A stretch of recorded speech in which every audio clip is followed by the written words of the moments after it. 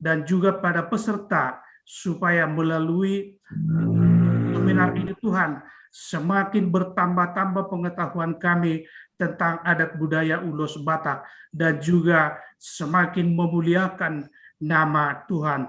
Oleh karena itu Tuhan, kami serahkan acara kami ini dari awal, pertengahan, sampai akhir. Terima kasih Tuhan, dalam nama Yesus Kristus kami berdoa dan mengucap syukur. Amin. Amin. Amin. Baik, terima kasih banyak Abang Sinto Panjaitan atas kata sambutan dan pembukanya. Sekarang kita mulai dengan pembicara pertama. Diputarkan tolong layar Sitompul video yang menampung aspirasi tentang ulos daripada jemaat kita. Silakan, Lay.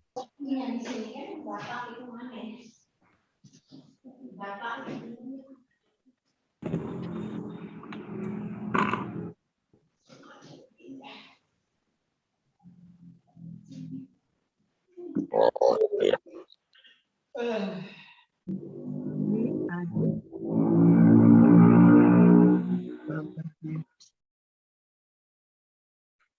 Suaranya nggak keluar.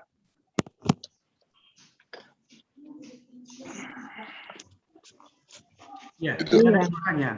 Suaranya kok nggak ada? Mungkin sengaja itu. Suaranya Lay mungkin.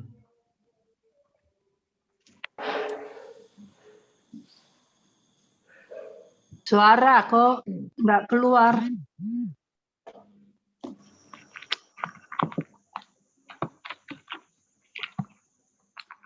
Testimoni ulos.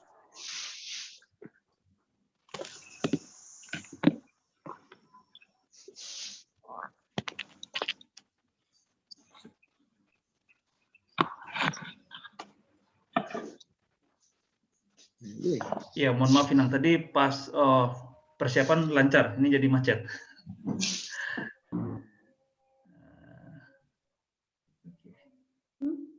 Kenapa?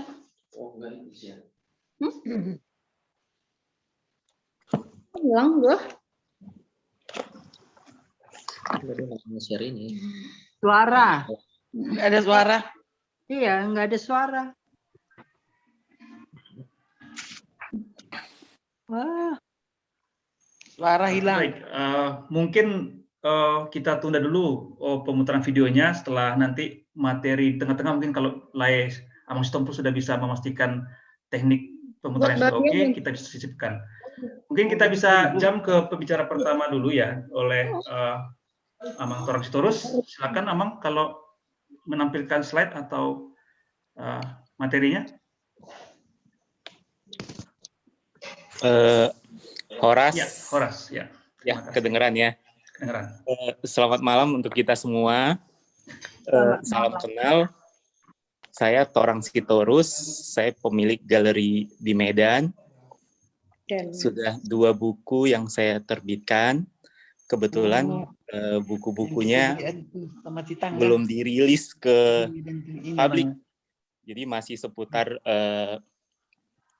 urusan proyek pemerintah untuk pendidikan, dan mungkin di tahun ini akan ada 1 buku yang berjudul Identitas dalam Sebuah Kain. Yang perlu saya sampaikan malam ini, kira-kira 20 tahun saya menggeluti parulosan ya. Awalnya saya mengkoleksi, kemudian akhirnya terjun menjadi berbisnis di ulos.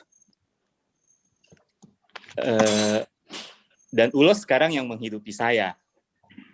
Ini sekilas tentang hidup saya. Kenapa ulos yang saya pilih? Sementara saya masih muda sekali, saya sekarang usianya 38 tahun. Kira-kira umur 20 tahun saya udah paham bahwa ulos ini bisa menjadi bisnis di masa depan. Juga. Kebudayaan lah. Jadi yang saya pelajarin di ulos ini adalah sejarah orang Batak yang hidupnya itu siklus hidupnya adalah kain, kain, dan kain. Jadi saya mulai, mungkin Bapak dan Ibu udah sangat paham bagaimana satu kehidupan dimulai saat satu perempuan dinyatakan hamil, itu ada ulos tondi. Tondi. Benar ya, Bu? Iya. Ulos tondi, bahwa ini permulaan. Ada satu embrio yang dinyatakan hidup di dalam rahim seorang perempuan, di dalam perut seorang ibu. Dari sanalah awal dari seorang anak, seorang manusia yang nantinya akan lahir, mulai langkahnya dari ulos pertama yang dia punya. Ulos mula gabi. Iya. Jadi kalau zaman dulu ini disebut dengan ulos mula gabi, itu ulos ragidup, yang ulos ini tidak dipakai sebenarnya, tetapi disimpan, yang nanti akhir hidupnya akan dia pakai. Kemudian setelah itu tadi mungkin 3 bulan atau 6 bulan bisa diupacarain biasanya. Kalau di Toba itu akan ada upacara khusus saat pemberian itu. Kemudian dilanjutkan dengan ulos kedua yang dia punya, yang khusus punya satu acara setelah satu anak itu akan menikah. Jadi memang ada ulos-ulos lain yang dia terima selama dia dari anak sampai dia dewasa. Paropa, seperti itu. Tetapi ulos yang sangat penting buat dia adalah saat dia akan menikah. Ulos ragihotang, ulos hela, itu bagian ketiga yang dia akan terima. Jadi satu orang tua akan menerima ulos pacamot. Jadi saat ada perkawinan, si ulos tadi itu ada pergeseran. Mungkin tolong dikoreksi kalau saya salah. Misalkan satu ibu inang di sini sudah pernah menikahkan anak laki-laki, kan akan memberikan, akan menerima ulos pacamot ya. Anaknya menerima ulos hela. Iya. Kalau itu anak paling besar, berarti panggoaran. Iya. Si anak itu akan memakai ulos ragihotang, orang tuanya akan berganti. Jadi ulos si pacamot itu menjadi step berikutnya yang dia akan pakai. Mama papanya nggak pakai ragihotang lagi, jadi si ulos pacamot yang dia pakai ulos pinucaan biasanya. Iya ya, turun-temurun. Iya, jadi kemudian sampai si bapak dan ibu tadi meninggal, akan ada lagi ulosnya. Jadi ini hal yang membuat saya menganggap bahwa wah, ini budaya Batak hebat sekali. Padahal saya sebenarnya bukan anak kampung, saya bukan anak daerah, saya udah besar di Medan. Tetapi kecintaan itu dipupuk dari keluarga, orang tua, yang selalu membawa kita liburan ke kampung. Jadi saya pikir, wah ini budaya Batak hebat sekali ya. Hidupnya dari kain, kain, dan kain gitu. Jadi kemudian yang membuat saya lagi lebih tertarik bahwa di setiap daerah, mungkin kita nggak banyak yang tahu. Di Tarutung itu biasanya ulos Bitang Maratur banyak. Iya. Sadum banyak. Di Toba berbeda lagi. Di Tarutung ada ragidup. Di Toba ada pinucaan.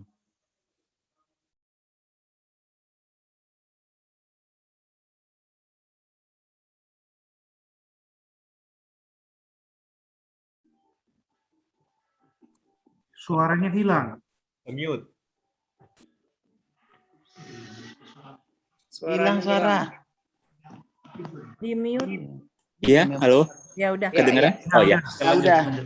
Jadi di setiap daerah seperti di Silindung ya, Tarutung, itu ada Ragidup. Lurus dari ini.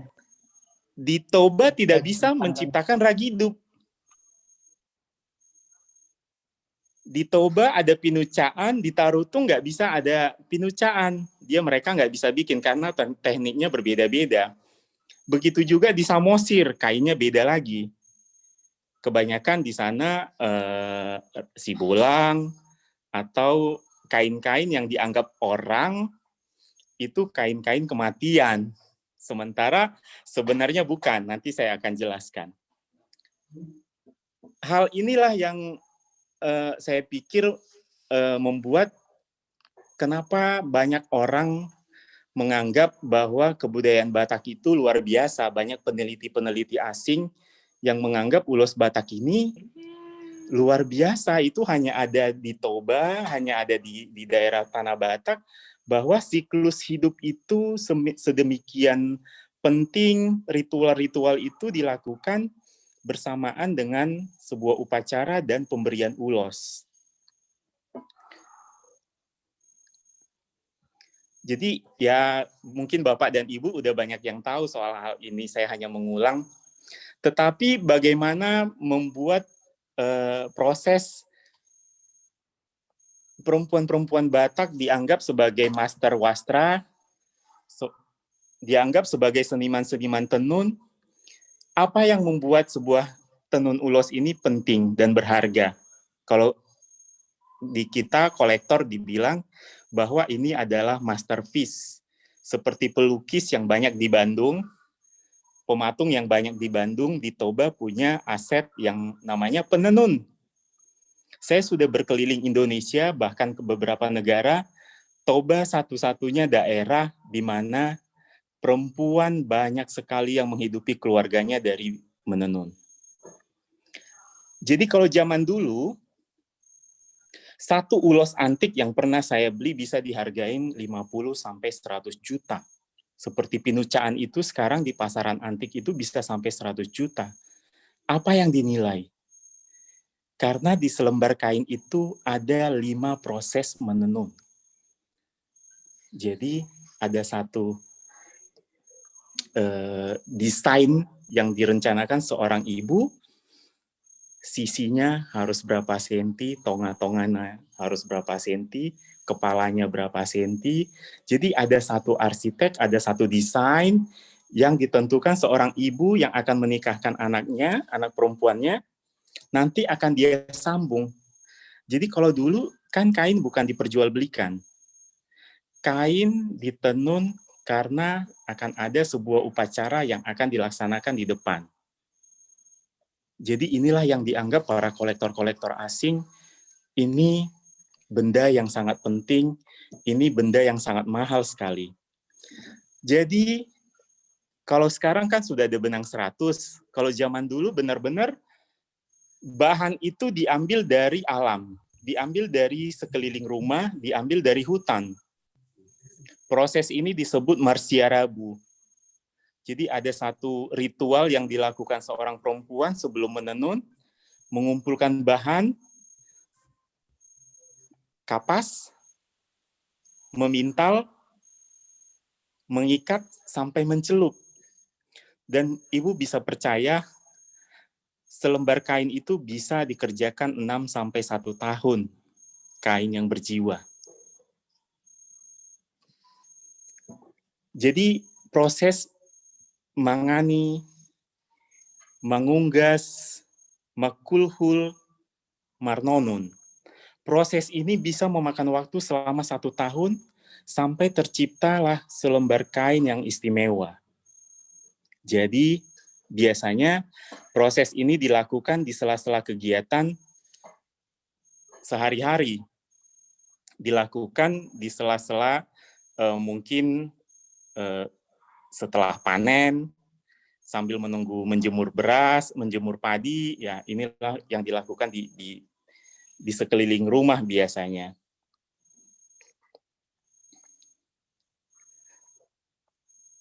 Kemudian, bagaimana ulos ini bisa eksis saat ini? Kalau Ulos Namartondi, Bapak Ibu, sebenarnya itu sudah mati.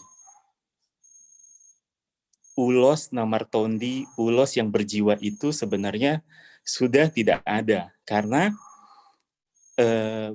Bapak dan Ibu jika menikahkan anak, inilah upacara yang masih rutin dilakukan. Biasanya akan membeli ulos dari pasar. Jadi bukan ulos yang ditenun. Misalnya kalau sekarang kan banyak perempuan sudah tidak menenun, tetapi minimal kita memesan kepada pandai, ahli tenun. Halo, Ibu mendengar?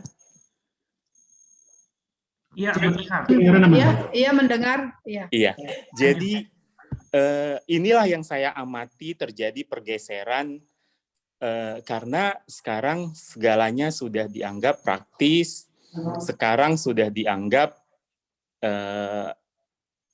adat itu sudah dianggap sebagai acara rutin yang dilakukan tanpa kita nggak paham maknanya. Terus kadang-kadang kita orang Batak suka berlebihan menurut saya, kalau pengamatan saya sekarang. Jadi kita bisa berpesta melebihi waktu yang sebenarnya. Jadi ada proses memberikan ulos yang sampai malam hari, entah ulos apa. Kalau dalam bahasa saya, ulos sampah, maksudnya bukan sampah yang kotor ya. Kita suka nyampah. Sebenarnya itu bentuk pelecehan sebenarnya. Bentuk pelecehan terhadap kebudayaan kita karena ulos-ulos pabrikan, ulos-ulos sintetik sangat banyak kita pakai sebagai hadiah kepada mempelai yang akhirnya ini menjadi nyampah. Maaf, itu bahasa saya, nyampah yang akan menambah urusan mempelai dan orang tuanya. Akan sangat berarti kalau kita memberikan amplop atau benda lain, barang yang dia lebih membutuhkan. Tetapi kita suka ya supaya kesannya terhormat, godang do, rombongan di Parboru, atar sonima bahasata. Tetapi ini menurut saya sangat nggak penting. Dan kalau kita memberikan kesempatan ini terus-menerus, yang ini akan membunuh saudara-saudara kita penenun di daerah. Salah satu contoh, daerah yang kainnya itu udah mati, itu Simalungun. Daerah Siantar, itu kainnya sama sekali sudah bisa dihitung dengan 10 jari, bayangkan Bapak Ibu. Karena sudah tidak ada yang menenun, semua sudah diganti dengan kacukcak ATBM. Yang seharinya bisa dikerjakan mungkin 10-20 meter. Bagaimana dia bersaing dengan kain yang ditenun dengan tangan, yang mungkin bisa 2 minggu sampai 1 bulan, dan perbedaan harganya sangat jauh sekali. Ini yang membuat saudara-saudara kita penenun gedok itu mati. Yang eksis saat ini adalah di daerah Toba, Silaen, Uluan, sedikit Balige, Tarutung sudah bergeser menjadi sarung, udah industri. Itu terjadi karena sebenarnya ya kita juga yang melakukan, kita juga yang mematikan mereka-mereka. Kemudian saya mau sampaikan sedikit cerita tentang kegiatan saya di Toba, Bapak Ibu. Mungkin nggak banyak yang tahu karena saya tidak terlalu narsis, saya lebih banyak di belakang layar, tapi bagaimana saya melayani. Apa yang saya kerjakan selama ini, saya pikir bagian dari pelayanan. Kalau amang pendeta mungkin di gereja atau bertemu jemaat, kalau saya melayani ibu-ibu penenun, perempuan-perempuan penenun, sudah sangat banyak yang saya buat sejahtera. Jadi 20 tahun kira-kira umur saya mulai di bisnis ini, saya mengamati, saya sudah bikin buku tentang ide dan pikiran saya. Bapak Ibu bisa membeli di Gramedia, Ulos Toba, ada bukunya. Bagaimana ide dari saya untuk pemerintah atau saran-saran saya untuk pemerintah, program saya di Toba menjadi sampel buat perempuan penenun di seluruh Indonesia. Karena saya anggap apa yang saya lakukan di Toba berhasil. Salah satu contoh, saya berhasil meningkatkan pendapatan para penenun menjadi 3 kali UMR, Bapak Ibu. Bayangkan satu penenun yang bisa mengerjakan satu, karena sekarang kita lebih banyak memproduksi sarung, tum-tuman, itu dihargai sampai 7 juta upah. Jadi kenapa harga kain saya mahal, Bapak dan Ibu? Karena memang konsep saya, pekerjaan penenun itu yang rumit, 1 bulan dikerjakan, masa kita hargain dengan 1 juta? Karena dulu mereka mendapatkan kira-kira 1 sampai 2 juta upah. Tetapi dia begitu kerja keras, begitu dianggap perempuan tak berguna, karena kerjanya di rumah, di bawah kolong, kotor, padahal dia menciptakan sebuah karya tenun yang luar biasa. Ini eksploitasi, saya pikir, itu yang saya amatin waktu saya masih muda sekali. Terus saya bilang ke ibu saya, Mak, ini sebenarnya pekerjaan yang rumit. Karena tenun kita itu berbeda, Bapak dan Ibu, dibanding Tarutung atau Palembang. Kain kita itu dibuat dengan matematik sulaman itu sebenarnya, kalau ulos tum-tuman. Tum-tuman itu hampir sama dengan pinucaan, namargati, mar'a, ada jukit, kalau Bapak dan Ibu tahu. Jadi benang yang masuk menciptakan sebuah gambar motif. Jadi 2, 4, 6 itu matematik dan itu hafalan. Ada, tanpa dia lihat dia udah bisa bekerja dengan media benang yang halus sekali. Jadi ini yang saya pikir potensi saat itu. Saya belum berbisnis waktu itu, tetapi saya udah bisa mengukur kerumitan dari kain ini. Pengalaman di Tarutung, saya bersaing dengan para tengkulak. Saya harus mengejar, kalau saya bikin harganya 500.000 dari harga tengkulak, mereka masih bisa mengejar. Tetapi saat saya melihat proses itu di Toba, saya bilang, saya kasih upahmu 3 juta. Belum cukup, katanya. 4 juta, belum cukup.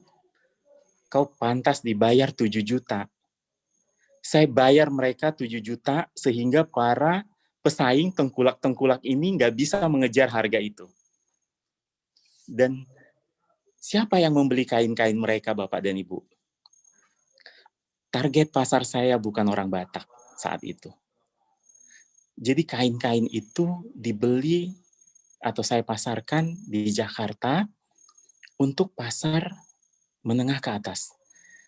Ibu-ibu pengusaha, istri-istri menteri, ini yang perlu diperkenalkan kepada mereka, yang perlu saya perkenalkan. Kalau orang Batak udah tahu ulos. Perempuan Batak nggak akan cari ulos ke saya. Jadi ini yang saya bawa ke Jakarta, saya ceritakan proses ulos itu, dan ternyata mendapat apresiasi dari para pencinta kain di Jakarta. Sekarang kita bisa bekerja sama dengan ratusan penenun.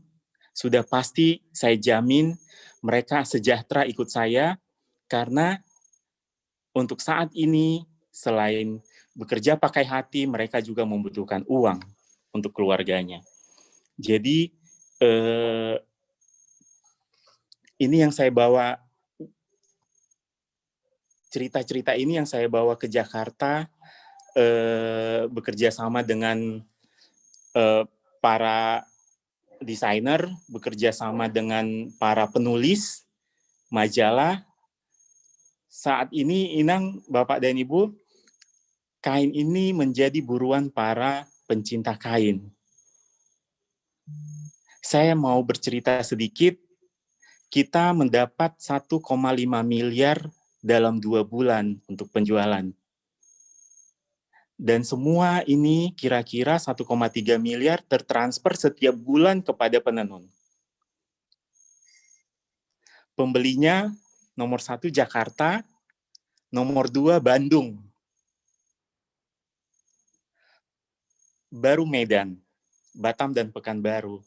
Jadi kita udah berhasil menciptakan tren bahwa pernikahan Batak itu nggak keren kalau nggak pakai tumtuman.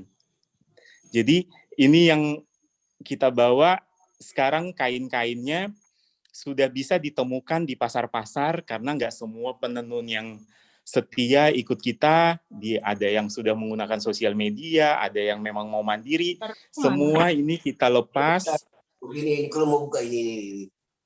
Semua ini kita lepas, semua ini kita buka pintunya, tidak ada yang kita keep, sudah bisa mandiri, mereka bisa mandiri, atau belum tahu pasar, belum tahu sosial media, belum tahu marketing, bisa setorkan ke kita.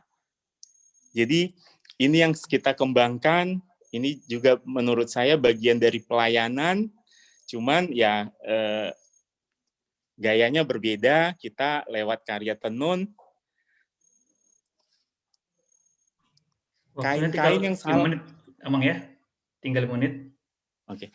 Kain-kain yang biasanya salah, kita maafkan, kita create menjadi produk-produk fashion, kita create menjadi home decor, kita create menjadi aksesoris, tetap kita bina sampai saat ini. Kalau Bapak dan Ibu ke Silaen, itu udah hampir rata-rata sekarang bukan tarutung aja, sekarang yang buat ulos-ulos mahal, tetapi di Toba, Balige, Silaen, Laguboti, itu sudah menjadi sentra tenun ulos yang baru, yang besar potensinya. Jadi, link-link juga ke luar negeri kita buka, bahan-bahan semua yang kita pakai itu import, bukan buatan lokal, kerjasama dengan perusahaan-perusahaan Jepang, ada yang dari Prancis, bahan-bahan yang kita pakai sehingga kain-kain ini jadi ramah. Jadi kita nggak ada memakai bahan-bahan yang terbuat dari plastik seperti polyester dan lain-lain. Dalam waktu dekat, Bapak Ibu, perlu saya ceritakan buku saya yang berjudul Identitas dalam Sebuah Kain dalam bahasa Inggris akan rilis. Mungkin 1 bulan lagi saya akan mulai jualan karena menunggu pandemi ini.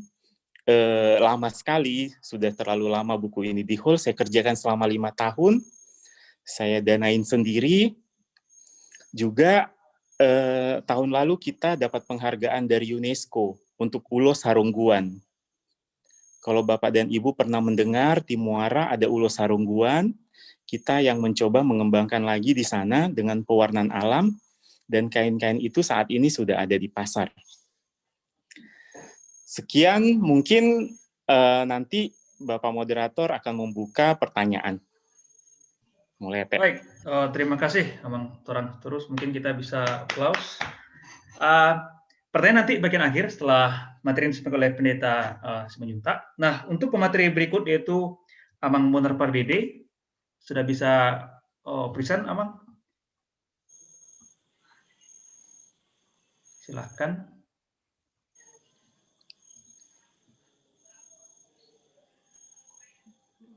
Ya, mungkin atau oke, ya, silakan. Ya. Baik, pertama-tama saya ucapkan dulu Salam Bismim Hamasyah. Shalom. Salam sejahtera buat kita semua.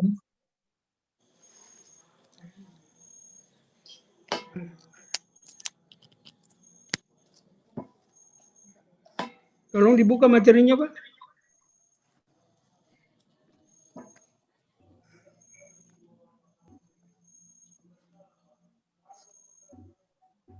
Jadi kita nggak bisa Ya.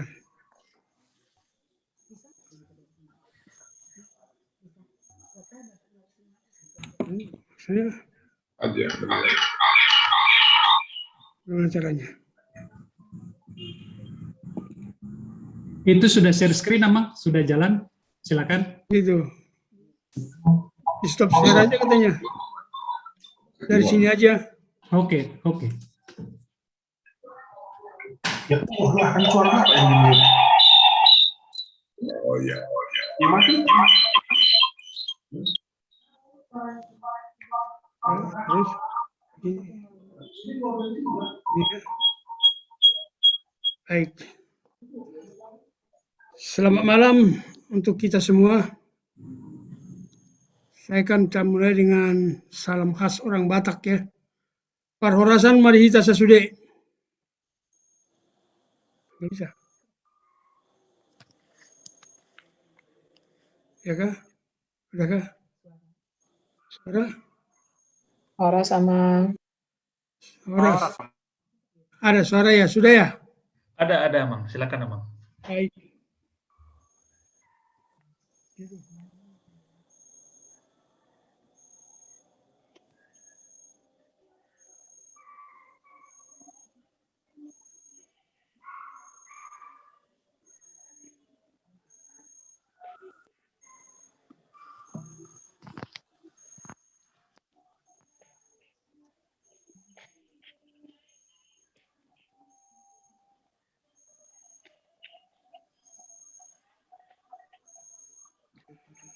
Baik, kita mulai. Terima kasih kepada Bapak Moderator yang memberikan kesempatan kepada kami pada kesempatan ini.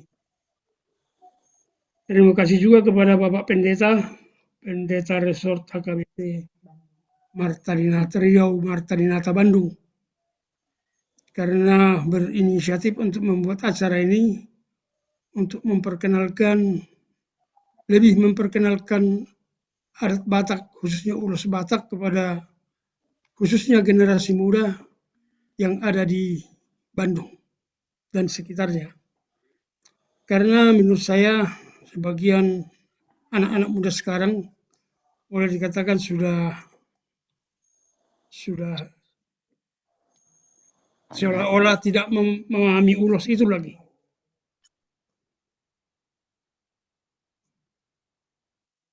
Sekarang sebagai geografis daripada suku Batak ini ada 5 etnis sebetulnya.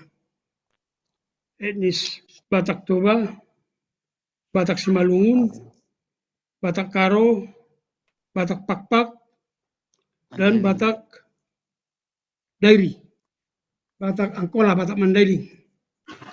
Pada kesempatan ini, untuk sesuai dengan yang direncanakan, kepada saya ditugaskan memberikan ulasan mengenai Mangulosi dalam adat Batak. Mangulosi dalam adat Batak. Karena sebagaimana saya utarakan tadi, etnis suku Batak ini ada 5, maka saya akan lebih cenderung memfokuskan kepada Mangulosi dalam adat Batak Toba. Mangulosi asal katanya adalah ulos.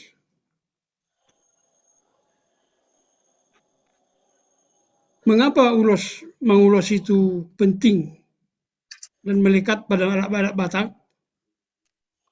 Filosofinya boleh dikatakan adalah kira-kira sebagai berikut, mungkin dilupakan.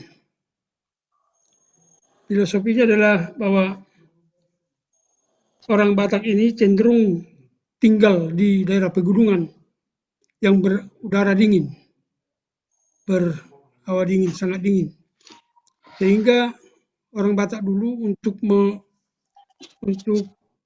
melawan hawa dingin itu perlu kehangatan. Kehangatan menurut adat Batak terdapat dari tiga unsur, yaitu unsur matahari, unsur api, dan unsur ulos. selimut. Ulos boleh dikatakan selimut. Kalau matahari tidak efektif karena boleh dikatakan terbatas waktu hanya siang hari. Siang juga bisa ada tertutup awan jadi tidak efektif. Demikian juga api. Api tidak efektif. Karena apalagi malam hari harus dijaga. Harus dijaga karena ada risikonya banyak.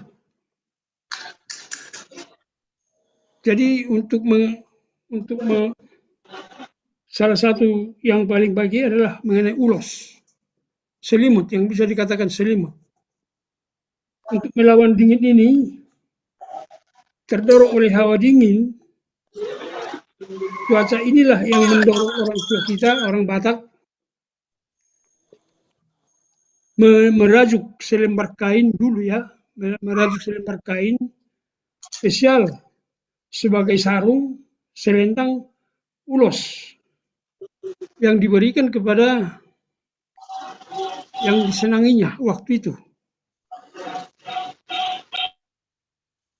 Untuk melawan, tentunya ulos ini tidak langsung menjadi sakral pada waktu ditemukan. Tentu ada proses yang panjang. Cukup lama sebelum akhirnya menjadi sakral sebagai simbol dalam suku adat Batak.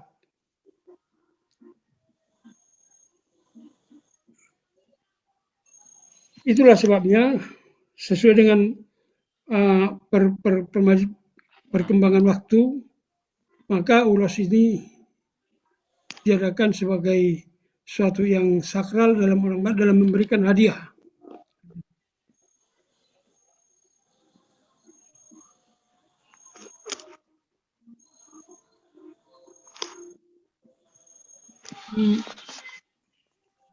Mengulosi, orang Batak selalu bangga dengan senang apabila mendapat ulos.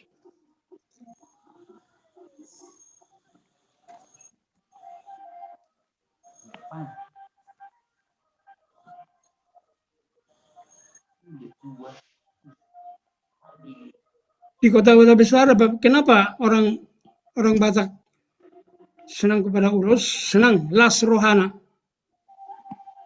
Las rohana, baik rohana maupun fisiknya, karena orang mendapat ulos itu tidak berarti kedudukannya diakui dalam keluarga dan juga dalam status adat. Maka senang hatinya. Kemudian ulos ini, dalam memberikan ulos ini, dia tidak hanya menerima bendanya, tetapi disertai dengan petuah-petuah berupa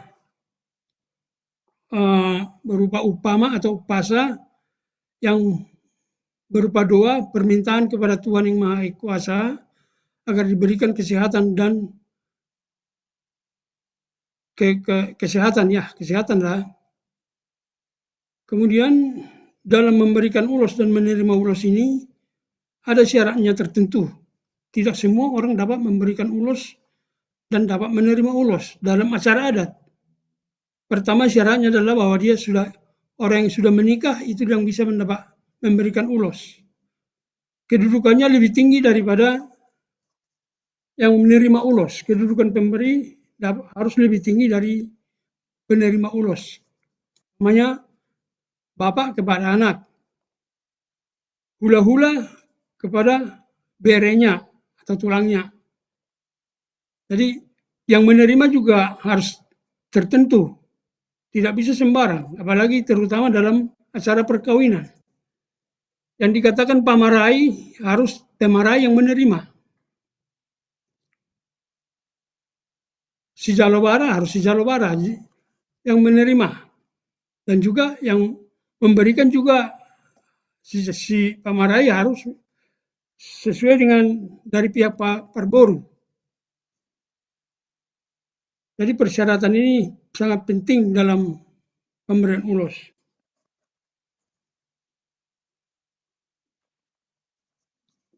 memberikan dan menerima ulos juga mempunyai makna yang tertentu. Pertama, makna keluarga. Ulos yang diberikan harus sesuai dengan keterikatan hubungan persaudaraan. Itulah sebabnya ada ulos Patsamot, ulos Hela, ulos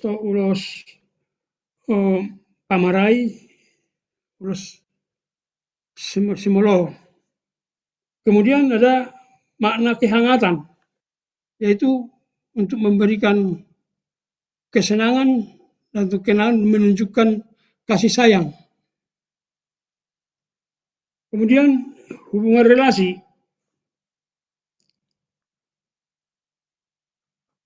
Ketika hubungan atau relasi yang baik dari seseorang yang lebih tua atau dihormati, walaupun secara adat tidak terlalu dekat, itu juga bisa mendorong seseorang memberikan ulos.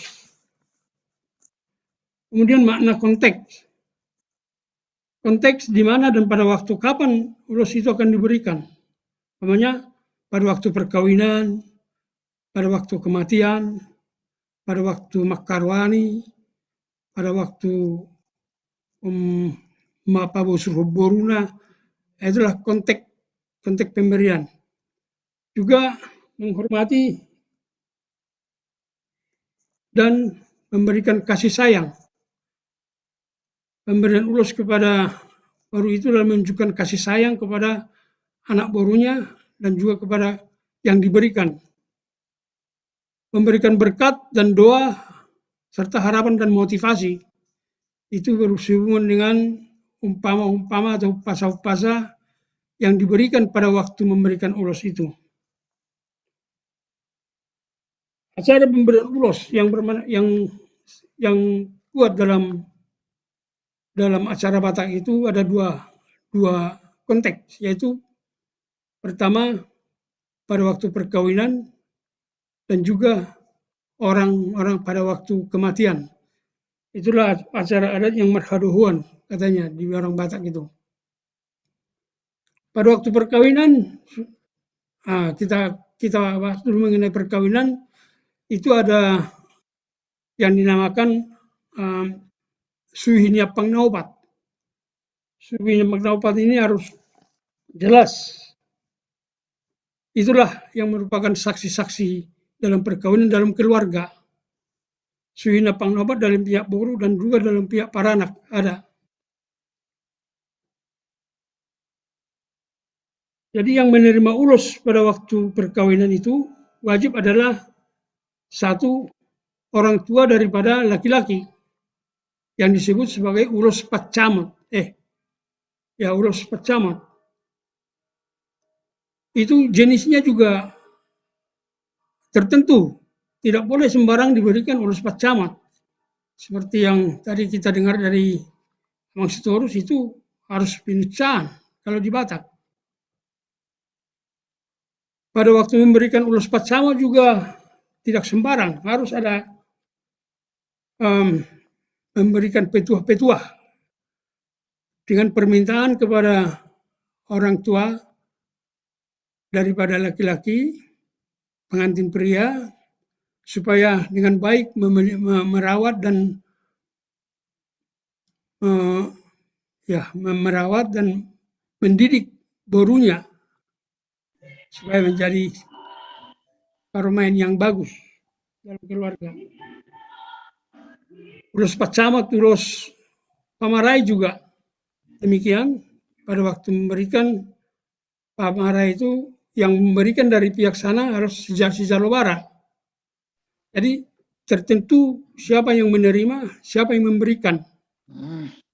Pada waktu memberikan juga ada umpama-umpama atau upasa-upasa yang diberikan berupa doa. Jadi dalam pemberian ulos ini tidak merupakan satu hasipele biguan lagi gitu nah. Itu adalah perhatian untuk meminta doa kepada Tuhan agar penerima ulos itu diberikan kesehatan dan juga panjang umur. Dalam acara kematian itu juga mempunyai satu oleh Sophie. Kematian itu ada dua ulos yang penting, yaitu ulos tujung dan ulos saput.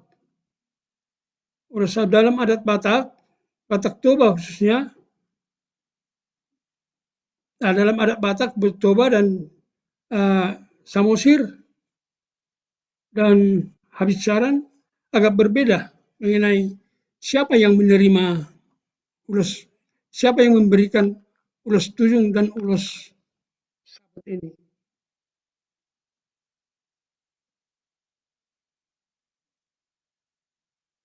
Kalau di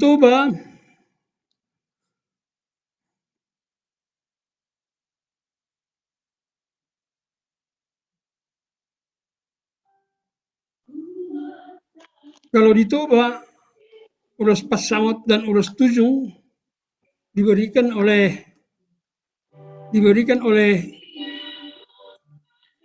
hula-hula, dua-dua. Tapi sebagian di Habissaran ini dan di Samosir juga tergantung konteksnya. Yang memberikan saput adalah hula-hula dan yang memberikan tujung adalah tulang. Tergantung kepada pembicaraan pada waktu Maria Raja. Dan ulos saput dan ulos tujung ini biasa diberikan adalah ulos sibolang. Ulos sibolang, sedangkan untuk sari matua, saur matua, ulos sapetua itu biasanya ulos pinuca. Ulos pinuca. Pada acara Batak ada beberapa jenis kematian. Kalau yang masih belum kawin itu mati muda, dan ya kalau yang sudah kawin tapi belum punya anak, mati pul katanya.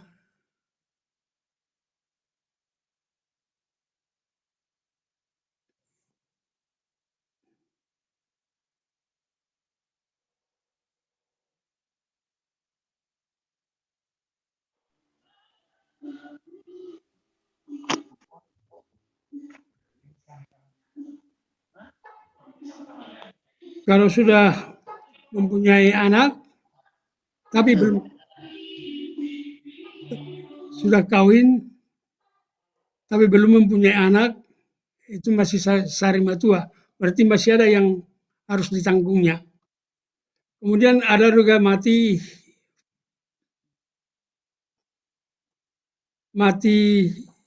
yang sudah tua, punya anak, punya cucu, semua sudah kawin, semua punya cucu, itu saur matua mauli bulung.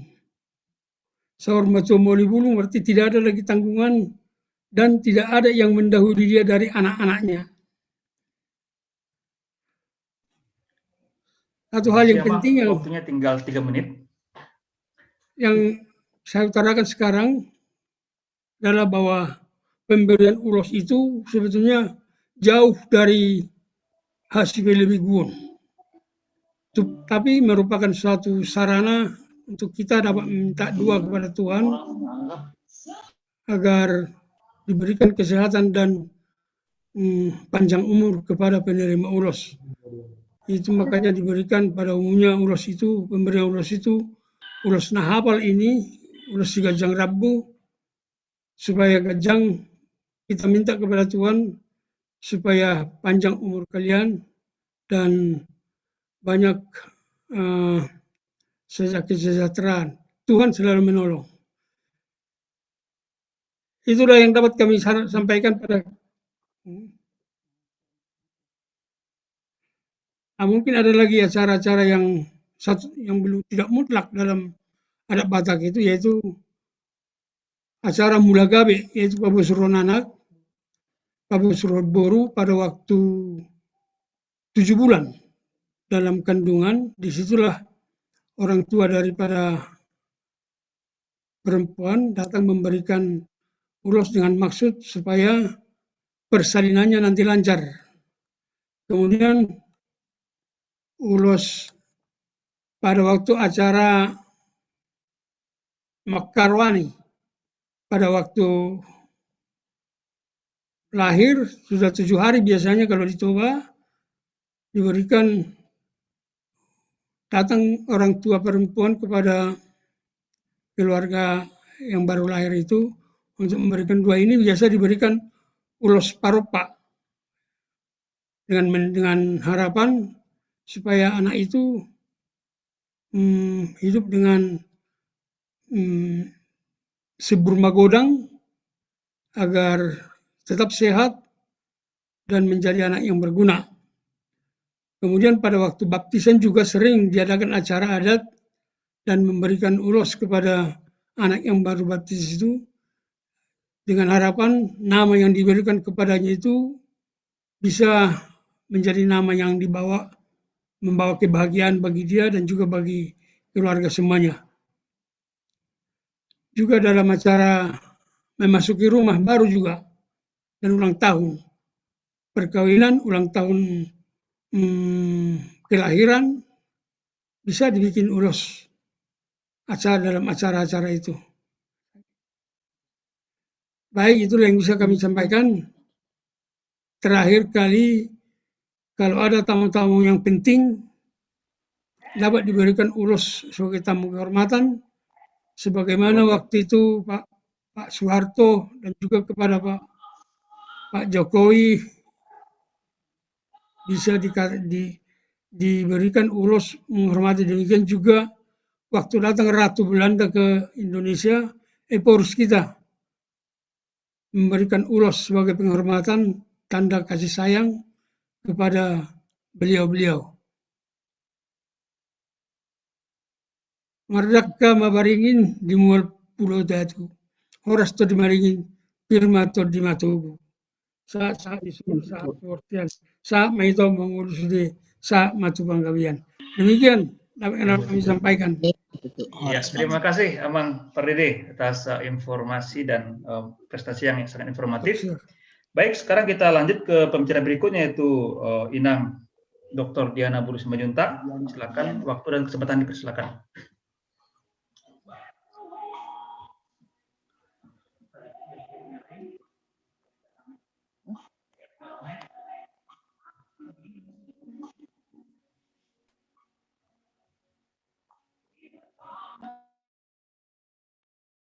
Ya, mungkin Inang Buru Simanjuntak sudah bisa. Oke.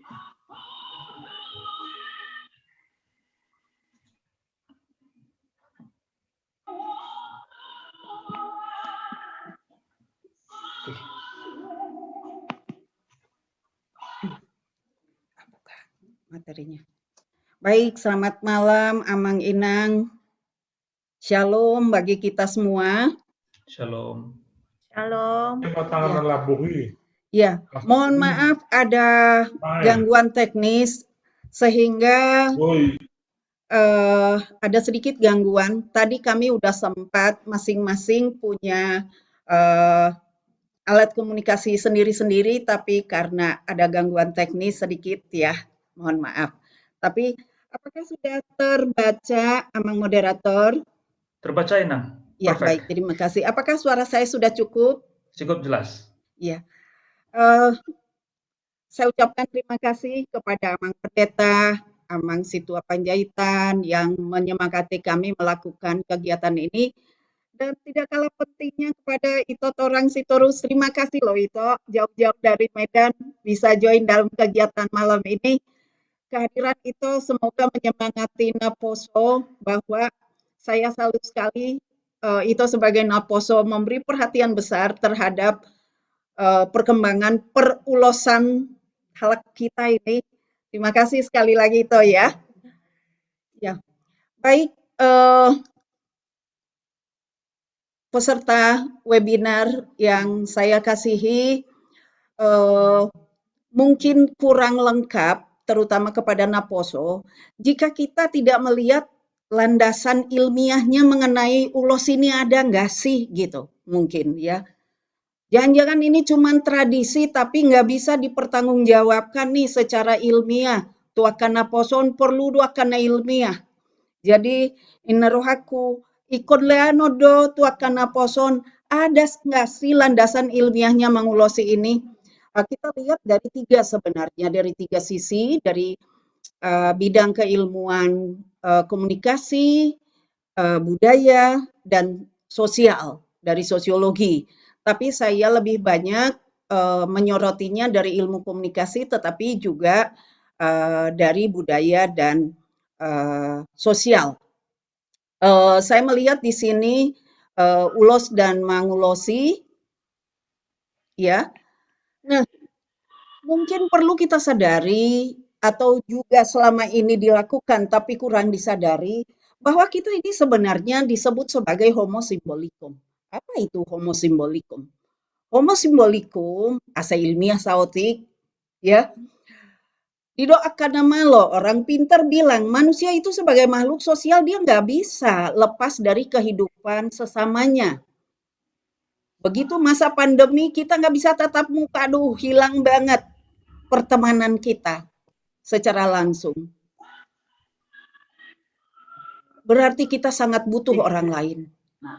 Tiap hari kita berbicara dengan kata. Kemudian tangan kita, wajah kita. Artinya secara verbal dan non-verbal kita sampaikan itu ke siapa saja yang ada di sekitar kita. Bahkan yang tidak ada di kita melalui media. Apakah itu WA, telepon, dan sebagainya. Begitu melekatnya simbol-simbol komunikasi itu berupa verbal dan non-verbal yang menghubungkan kita kepada orang lain. Ya, jadi kita betul-betul kita tidak bisa hidup sendirian. Dalam ketidaksendirian kita itu, kita berkomunikasi melalui simbol-simbol, simbol komunikasi. Minimal ada verbal dan non-verbal yang kita gunakan. Nah, disitulah kita berinteraksi. Ketika interaksi antara orang dengan orang, bahkan orang dengan lingkungan, disitulah kita menggunakan simbol-simbol. Bukan hanya pada manusia sebenarnya. Begitu kita punya, mungkin ada peliharaan kesayangan kita kasih namanya, diajarin, berkomunikasi kita sama dia, bahkan bisa menjaga kita yakini, terus-menerus kita berkomunikasi dengan dia. Nah, betapa kita sebagai manusia yang simbolik. Itulah homo symbolicum menurut teori komunikasi. Nah, apa itu komunikasi? Mudah sekali. Jika ini bicara dengan ini, kemudian saling bertukar informasi dan saling mengerti, itulah komunikasi. Proses pengiriman pesan dari satu orang kepada orang lain dan sama-sama mengerti atau tidak mengerti, itulah komunikasi. Ya, tapi tujuan kita orang lain itu harus mengerti apa yang kita sampaikan. Nah, supaya ngerti, ada kesamaan bahasa, ada kesamaan budaya, sehingga menghubungkan kita mudah kepada orang lain. Apa itu budaya? Budaya secara sederhana adalah cara hidup. Menyangkut apa saja, semuanya. Bahasa kita, cara hidup kita, makan kita, agama kita, apa yang kita makan. Kenapa orang lain pakai sendok, orang lain pakai tangan, orang lain pakai sumpit, orang lain pakai sendok garpu, gitu. Itu tandanya bahwa kelompok-kelompok manusia, kelompok-kelompok masyarakat itu punya budaya yang berbeda. Nah, bagaimana dengan orang Batak? Orang Batak yang di hutan, orang Batak yang di kota, mungkin menjadi berbeda. Apa yang mempengaruhinya menjadi berbeda? Lingkungan. Nah, sehingga budaya itu bisa kita lihat suatu seni dan berkembang, bisa berubah. Begitu juga mungkin dengan itotorang. Dulunya ulos itu seperti ini, rumahnya begini, faktanya sekarang nggak begitu lagi. Apalagi yang di perkotaan mau bikin rumah kayak gini, dari mana bahannya? Bikinnya susah. Sehingga terjadilah perubahan-perubahan. Ulos nggak lagi dipakai seperti ini. Jenis ulosnya berbeda. cara menggunakannya juga berbeda. Itu realitas sosial.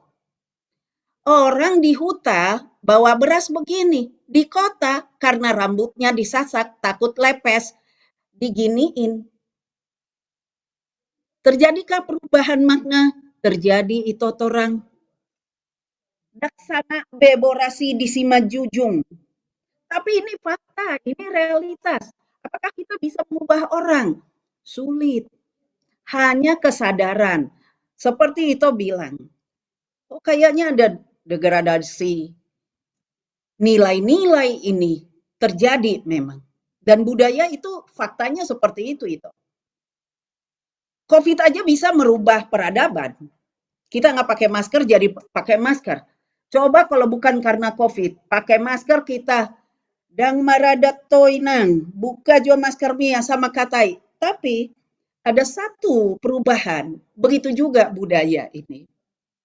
Ya, manusia dan kebudayaan, kata orang pintar, itu adalah satu paket.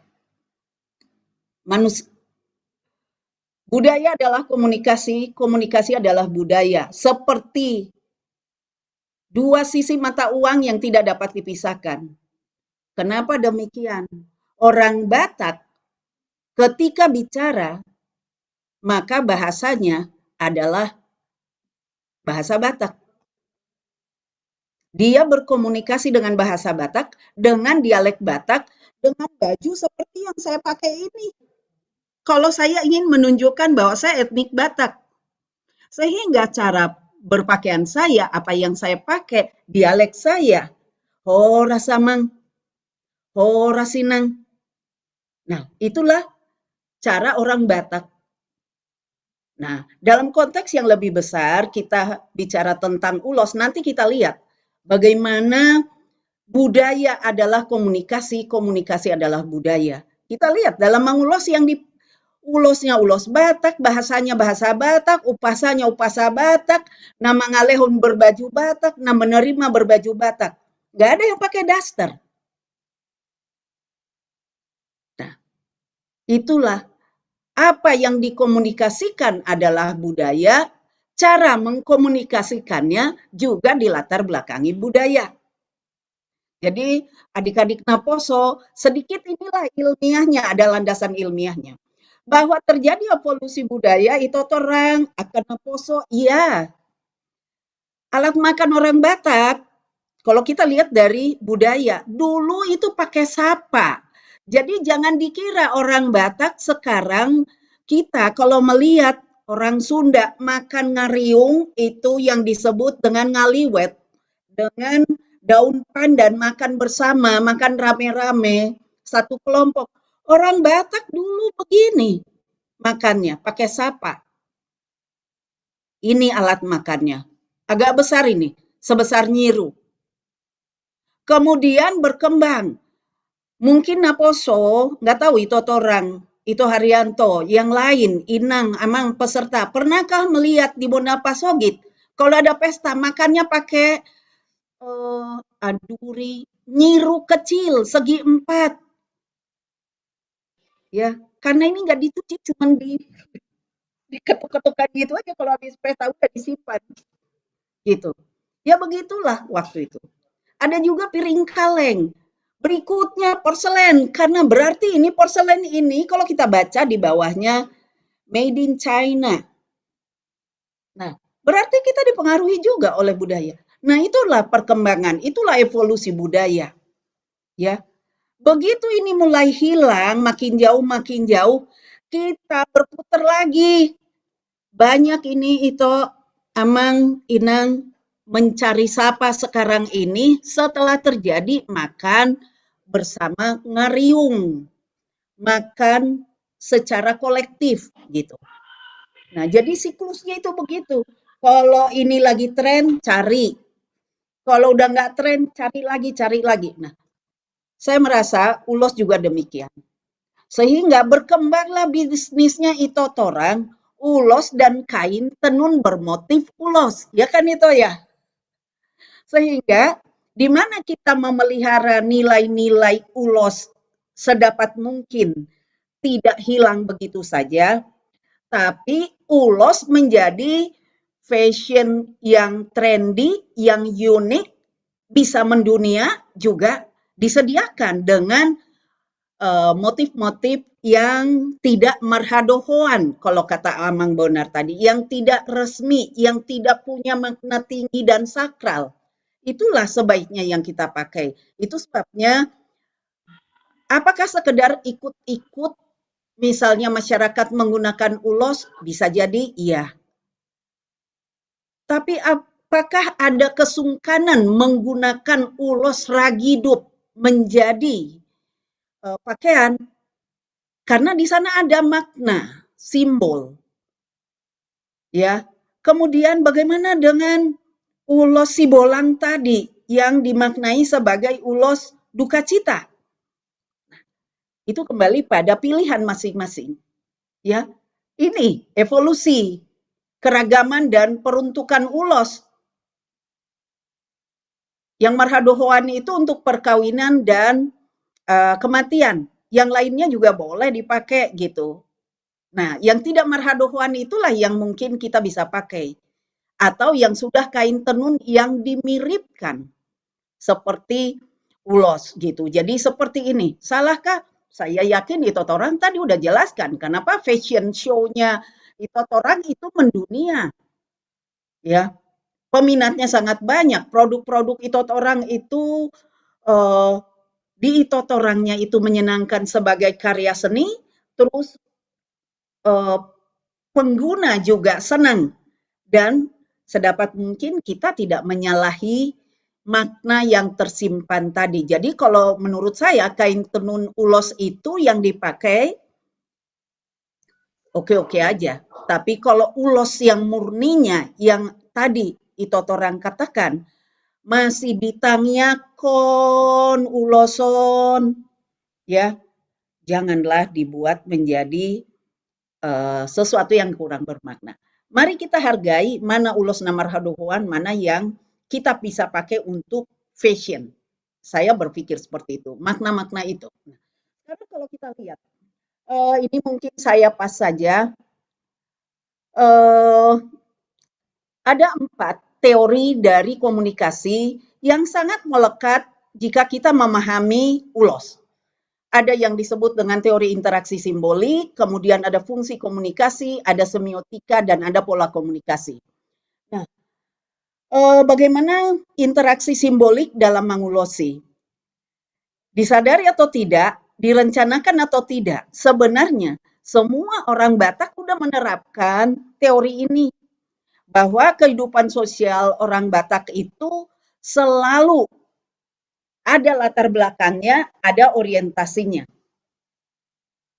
Ada latar belakang pertuturan, kedekatan, mana hula-hula, mana tulang, mana bona tulang, mana bonaniari yang boleh mengulosi, dan siapa yang menerimanya, apa yang harus diberikan, dan apa tujuannya.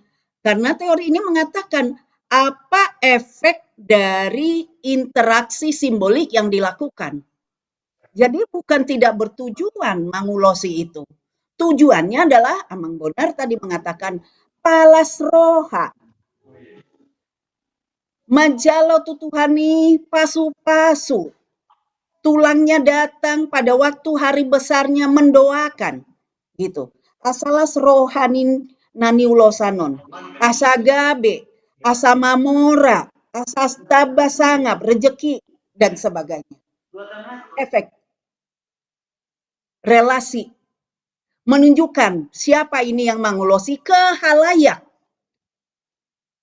Molodang adong, molodang rotulangi, orang bertanya, kenapa? Ada apa? Dia nggak punya tulang. Di mana? Tulang rorobotnya di mana? Hula-hulanya di mana? Oh, argado HP adati, argado HP kekerabatan nih. Itulah interaksi simbolik. Kemudian dari teori fungsi komunikasi, ada 4 fungsi yang dilakukan orang Batak dalam mengulosi. Yang pertama adalah fungsi sosial kultural. Apa itu? Patuduhon bahwa kita orang berbudaya. Patuduhon secara vertikal dan horizontal kita harus bangun hubungan. Sian natorasna tu boruna, sia tulanga tu berena. Secara horizontal, sian laena, anak ni tulangna, tu laena. Jadi itu jalan terus itu. Supaya diteruskan lagi. Fungsi ekspresif, orang Batak sangat ekspresif. Molo mekel macai gogo, molo tangis sampai mengadungi. Itulah bedanya kita dengan budaya lain. Mungkin hanya orang Batak yang mengadungi, meratapi orang yang meninggal, dimusiki, dioda-odai. Ya. Itulah ekspresinya orang Batak. Masih haolan tangis, tiki pasahat saput. Mengadungi, tiki pasahat tujung. Mekelekel, las rohana, pasahat ulos hela, tubere, dan sebagainya. Kemudian fungsi ritual, dangleas, ada tata acaranya, resmi ini, disaksikan banyak orang, ada urut-urutannya, siapa duluan, siapa berikutnya, dan boy dilakai. Kemudian fungsi instrumental, dibereng natorop sude jagar ulauni, dipatudu, meyakinkan, menghibur, menasehati, memotivasi. Inilah fungsi komunikasi dalam mengulosi. Nah, kemudian yang berikutnya adalah semiotika. Semiotika itu apa? Bagaimana memahami semiotika dalam memberikan ulos? Semiotika itu adalah ilmu mempelajari tanda-tanda. Tersongo dia mau tanda nani baik di uloson. Akan nama lo mandok. Semiotika itu bagaimana tanda mewakili akahata, akapoda, situasi, perasaan, lasniroha. Ya, tanda Waktunya itu tinggal 2 menit. mewakili pikiran dari yang memberikan ulos. Apa makna yang tersimpan di dalam ulos? Tadi Amang Bonor sudah bilang, ulos nagajang artinya agar panjang umur. Ulos na hafal, hafal marejeki. Ulos itoro prabu, toro poparan, poparan yang berkualitas. Partahi jadi pemimpin yang hebat, boru naulibasa namaora naburju. Setiap ulos ini mempunyai makna yang berbeda. Ada yang memberi jalinan hubungan keluarga yang erat. Jadi nggak bisa. Hubungannya jauh ketika seseorang kawin, nggak boleh. Saya punya uang, saya mau kasih aja ini. Hanya satu yang boleh memberi puca dalam upacara perkawinan.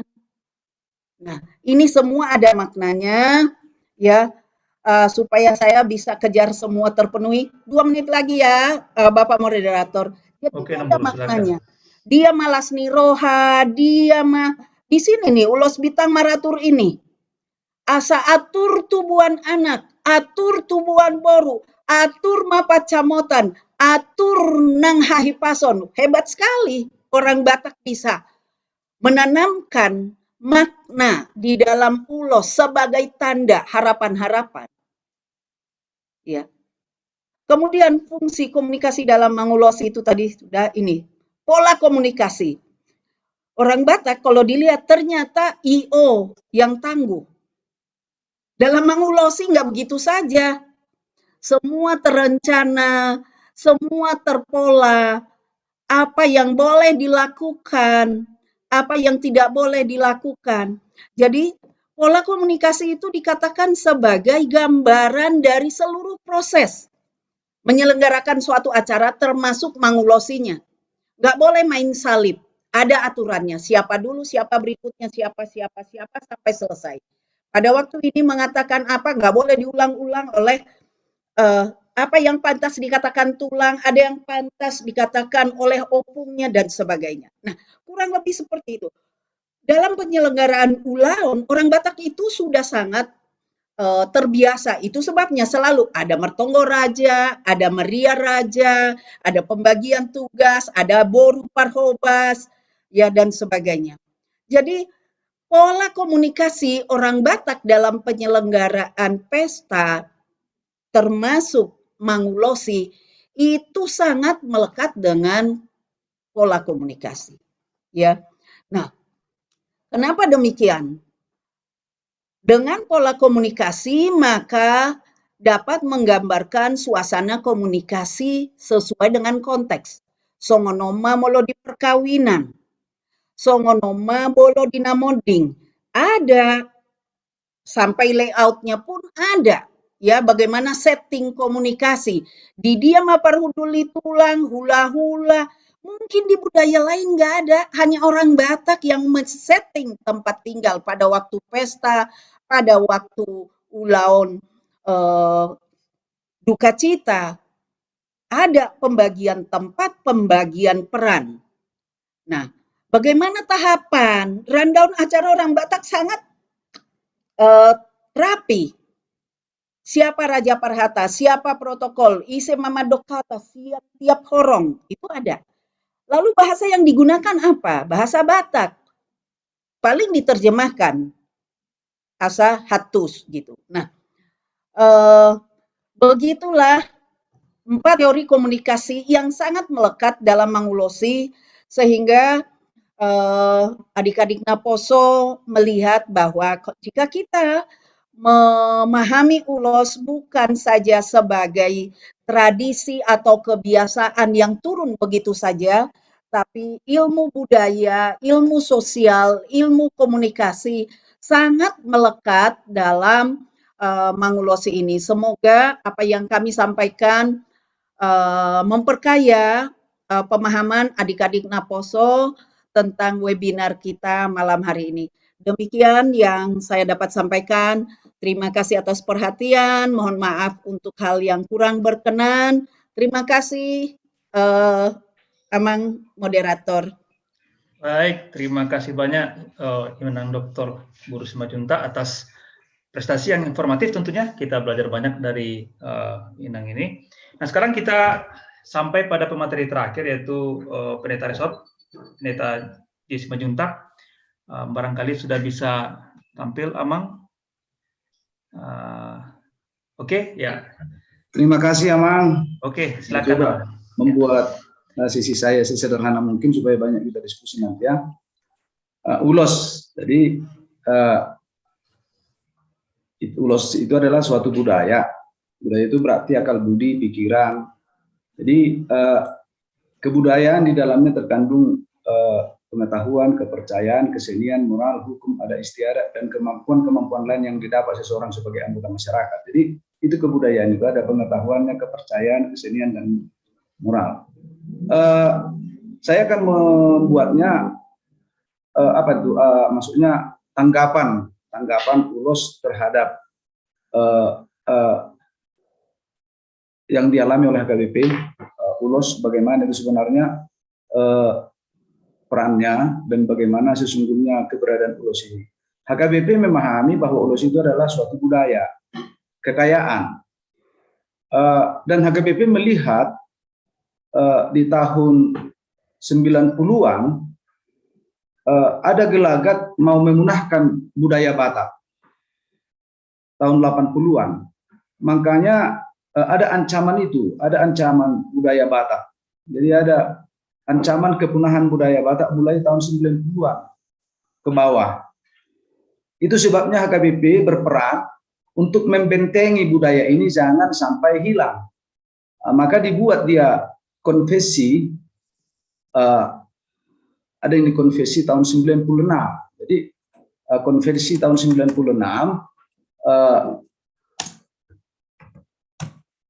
ada 2 konvensi di HKBP, konvensi tahun 1951, konvensi tahun 1951 tidak dibahas tentang kebudayaan dan lingkungan hidup, tidak dibahas itu tahun 51. Tetapi ketika HKBP melihat ada gelagat mau menghancurkan kebudayaan Batak dan mau menghancurkan lingkungan, maka dibuat suatu konvensi yang terbit tahun 1996. Berarti sekitar 25 tahun yang lewat, HKBP telah memutuskan bahwa budaya Batak dan lingkungan hidup harus dipelihara. Karena kebudayaan itu adalah suatu kekayaan. Karena budaya itu adalah suatu akal budi, pikiran, jadi seni dan lain sebagainya. Konvensi HKBP tahun 19 pengakuan iman HKBP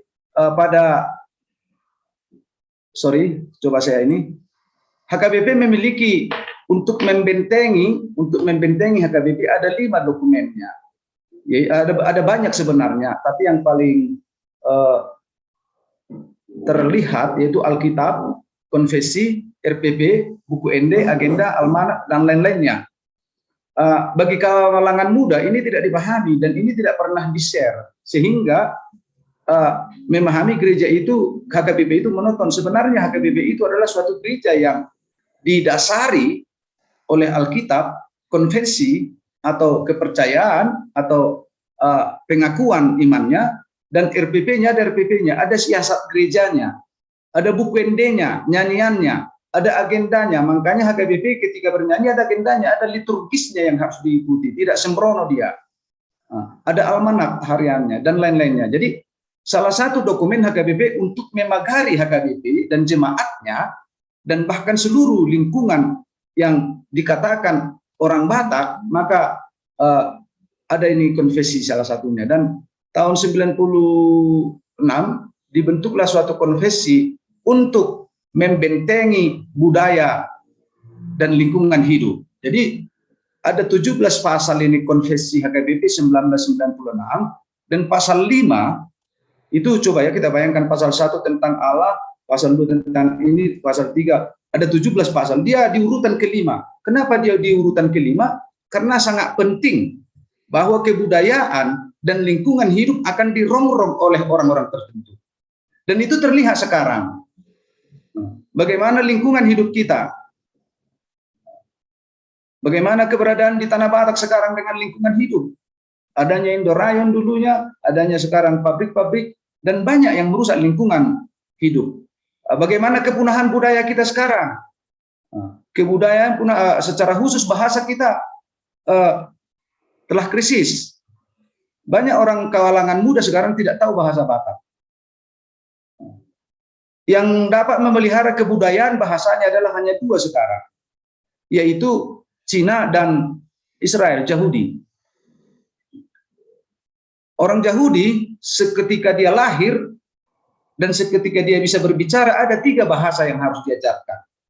Bahasa Inggris, bahasa Ibrani atau Yunani, dan bahasa Arab. Nah, yang 3 itu harus mereka kuasai, sehingga budaya mereka tidak punah.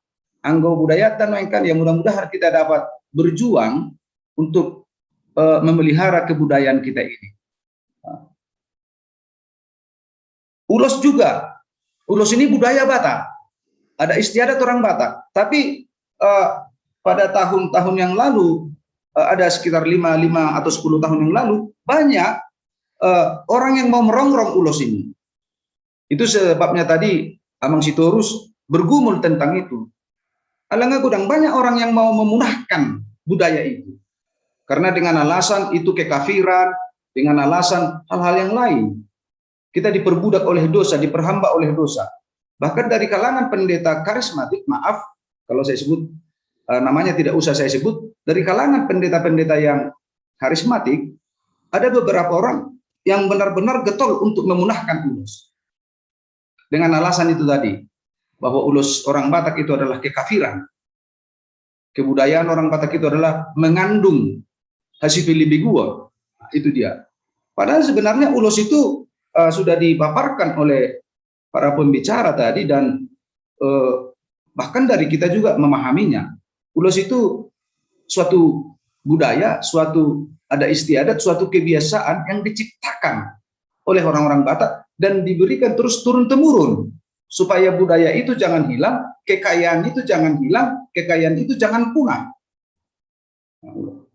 Ada lagi tentang budaya orang Batak itu sebenarnya dulunya gotong royong.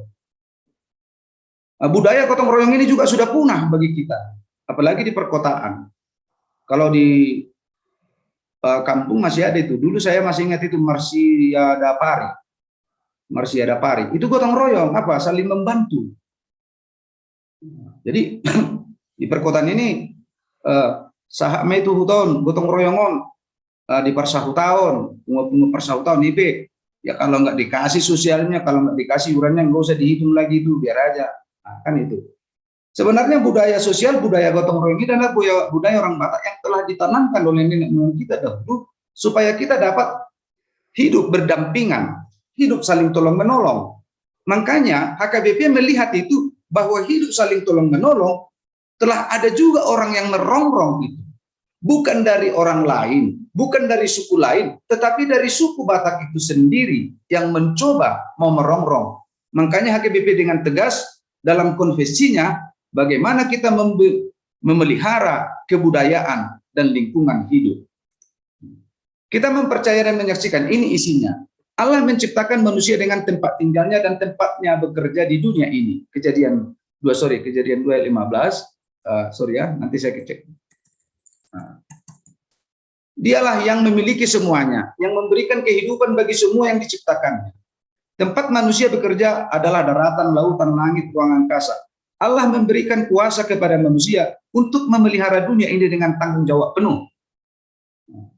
Dia juga memberikan bahasa, alat-alat musik, kesenian, dan pengetahuan kepada manusia sebagai alat manusia dan juga aturan untuk memuji Allah dan sebagai sarana untuk memelihara dan memperindah persahabatan antara manusia agar melalui kebudayaan kerajaan Allah semakin besar. Jadi HKBP menjaga ini untuk memelihara kebudayaan ini agar memperindah persahabatan dan melalui kebudayaan itu nama Allah semakin dipermuliakan. Tetapi kadang-kala kebudayaan yang bercampur kekafiran yang bertentangan dengan firman Allah harus ditolak. Nah, ada itu contohnya. Kalau dalam adat orang Batak, kalau mau menggali tulang belulang, ada juga ada adat mistisnya. Kalau saya disuruh menggali tulang belulang, itu saya katakan kalau itu saya nggak mau, itu kekafiran dan itu bertentangan dengan konvensi HKBP. Dan puji syukur, puji Tuhan, orang-orang pada mengerti, semua jemaat yang mau memindahkan tulang belulang. Yang kedua, karya Yesus Kristus adalah membebaskan manusia dari segala ciptaan dan juga dunia ini. Dengan ini kita menyaksikan tanggung jawab manusia untuk melestarikan semua ciptaan. Ini tadi untuk pelestarian ciptaan, melestarikan ciptaan dan melestarikan budaya. Memang budaya itu hasil karya manusia. Tetapi walaupun itu hasil karya manusia, jika itu membangun persekutuan yang akrab dan yang dibangunnya ini untuk memuliakan nama Tuhan, tentu ini menjadi suatu tradisi, suatu kebudayaan yang harus dijaga. Oleh sebab itu dari ini gereja itu sebenarnya sebagai pelestari adat. Nah, gereja itu sebenarnya sebagai pelestari adat. Sama seperti yang dilakukan Yesus pada Yohanes 2 ayat 1, pesta di Kana. Nah, jadi Yesus ketika pesta di Kana melestarikan adat budaya dari orang-orang Yahudi, yaitu membuat mukjizat air menjadi anggur. Karena bagi adat Yahudi setiap orang yang berpesta harus minum anggur. Nah, mungkin kalau orang Batak, kalau habis ada pesta, habis makan atau sambil marhata, kenau tua, kenadong bir, nah ale mau lupa gudakku gabi mebuk masalah itu. Kan itu. Jadi itu tidak. Tapi Yesus dalam konteks ini juga memelihara kebudayaan itu, karena kebudayaan bagi orang Yahudi yang dipesta di Kana itu untuk menunjukkan, memperlihatkan betapa besarnya persekutuan antar sesama. Walaupun dalam konteks itu Yesus mau menyatakan mukjizatnya. Artinya Manginang bahwa HKBP telah jauh sebelumnya telah memelihara kebudayaan secara khusus ulos. Dalam konvensi HKBP tahun 96 telah dinyatakan. Demikian yang nas Alkitab pendukungnya banyak nanti yang kita lihat, tapi karena waktu kita, saya mau kita lebih banyak diskusi. Saya sampaikan terima kasih, kalau ada yang kurang tepat bisa ditanya nanti. Saya sampaikan kepada Amang moderator. Tuhan memberkati. Horas, mulai ya Bang. Baik, kita telah menyelesaikan keempat sesi materi yang disampaikan oleh tadi Amang Sitorus, Amang Pardede, lalu Inang Semenyutak, dan terakhir Pendeta Simanjuntak. Baik, sekarang kita tiba pada sesi question and answer. Tadi saya sudah melihat ada pertanyaan di chat box oleh Amang Hutahayan. Mungkin bisa ditanyakan langsung, Amang, pertanyaannya. Atau saya tanyakan? Oke, mungkin saya tanyakan ya. Tadi ada Amang Robert Hutahayan. Silakan. Atau saya tanyakan ya, apakah ulos yang dijadikan pakaian sudah bisa dicuci? Mungkin salah satu dari pembicara bisa menjawab pertanyaan ini. Ada yang bisa, ada yang tidak. Mungkin siapa? Antara Amang Sitorus mungkin, atau Inang Guru Simanjuntak bisa menjawab ini, atau apakah ulos yang dijadikan pakaian sudah bisa dicuci?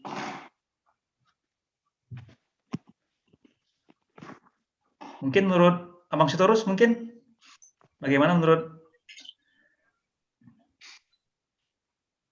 Silakan. Unmute dulu mungkin Amang. Unmute dulu.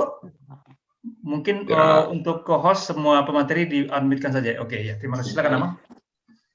Memang banyak pertanyaan yang selalu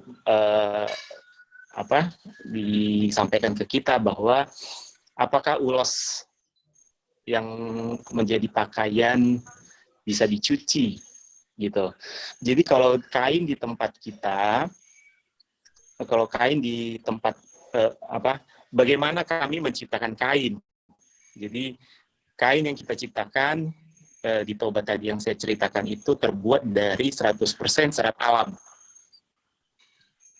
Jadi sangat kita tidak sarankan kain-kain ini untuk dijadikan atau dipotong-potong sebenarnya. Tetapi jika Anda mampu dan ya mau memotong, itu udah urusan kita masing-masing. Tetapi kain tenun kita tidak sarankan untuk dicuci, kecuali polyester atau serat sintetis yang terbuat dari plastik. Jadi bahan-bahan ini juga sangat tidak disarankan pencinta-pencinta lingkungan. Sintetis itu seperti apa? Itu kain-kain yang dari siantar, Mang Inang. Jadi itu sebenarnya pembawa limbah, industri tekstil ini pembawa limbah nomor 5 di dunia. Jadi itu tidak disarankan untuk dipakai sebenarnya. Gitu. Jadi bisa apa enggak dicuci. Kalau kain yang dari serat alam, kapas, sutra, itu sangat tidak disarankan untuk dicuci. Mungkin kalau harus dibersihkan mungkin di dry clean ya. Ya, mungkin itu bisa menjawab pertanyaan dari Abang Hutahayan tadi.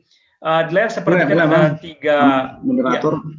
Saya potong. Kalau boleh Amang Sitorus, alasannya nggak bisa dicuci bagaimana? Karena nanti saya buat tanggapan teologisnya nanti jadi tipe nggak? Ya, mungkin apakah jadi rusak atau apa kan?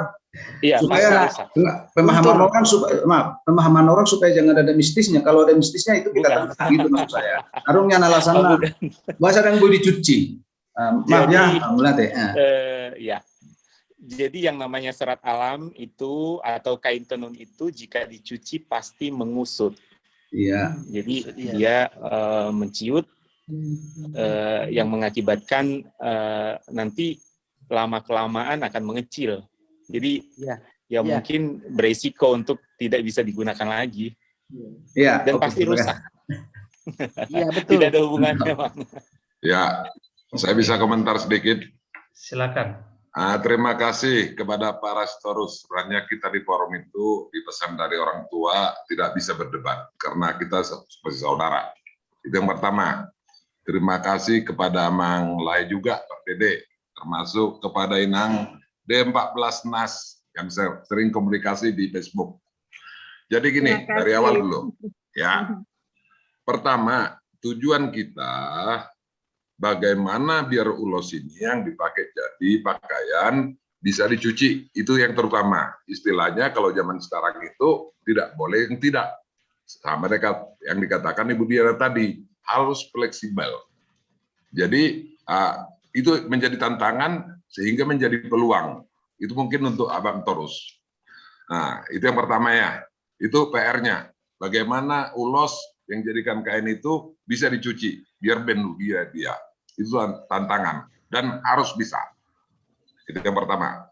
Yang kedua, sebenarnya saya tidak bertanya, cuma ada saya lihat yang kurang, maaf ini, saya tidak menggurui.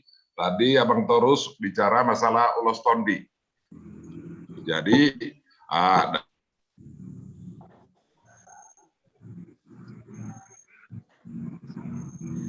iya. Abang Utayat suaranya nggak muncul. Terputus ya. Terputus? Oke. Kayaknya sinyal. agama. Udah jelas itu. Jadi memang ulos itu dulu awalnya adalah adat itu, itulah agamanya. Jadi ya,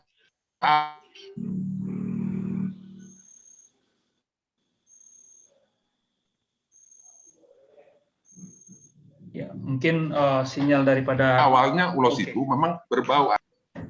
Masuklah agama itu ke Indonesia. Agama itu bisa masuk, tidak boleh langsung.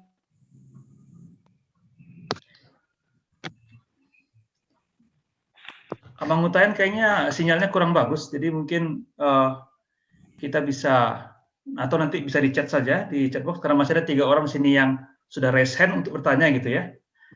Ya, Mang, saya Mungkin ke ini, ke Inang Manik. Ya, Mang. Ya, Iya. silakan Inang. Ya, terima kasih untuk waktu yang disampaikan. Jadi memang puji Tuhan lah webinar ini bisa kita adakan. Karena memang seperti yang disampaikan oleh Dr. Diana tadi, bahwa memang adanya evolusi kebudayaan yang dari hari ke hari pasti berubah sesuai dengan kemajuan zaman. Jadi yang ingin saya tanyakan tadi, sangat tertarik kepada apa yang disampaikan oleh Amang Torang Sitorus, bahwa jangan sampai kita nyampah gitu ya. Yang pertama, bagaimana yang seharusnya dalam kewajiban kita, umpamanya anak pariban kita pengulihan anak gitu.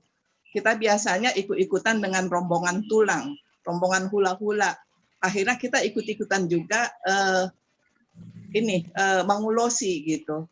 Ya seharusnya kalau dalam hati saya kayaknya kita kan anak pariban kita yang ini yang kasih uang atau kado mengoli, tapi karena kita ikut rombongan tulang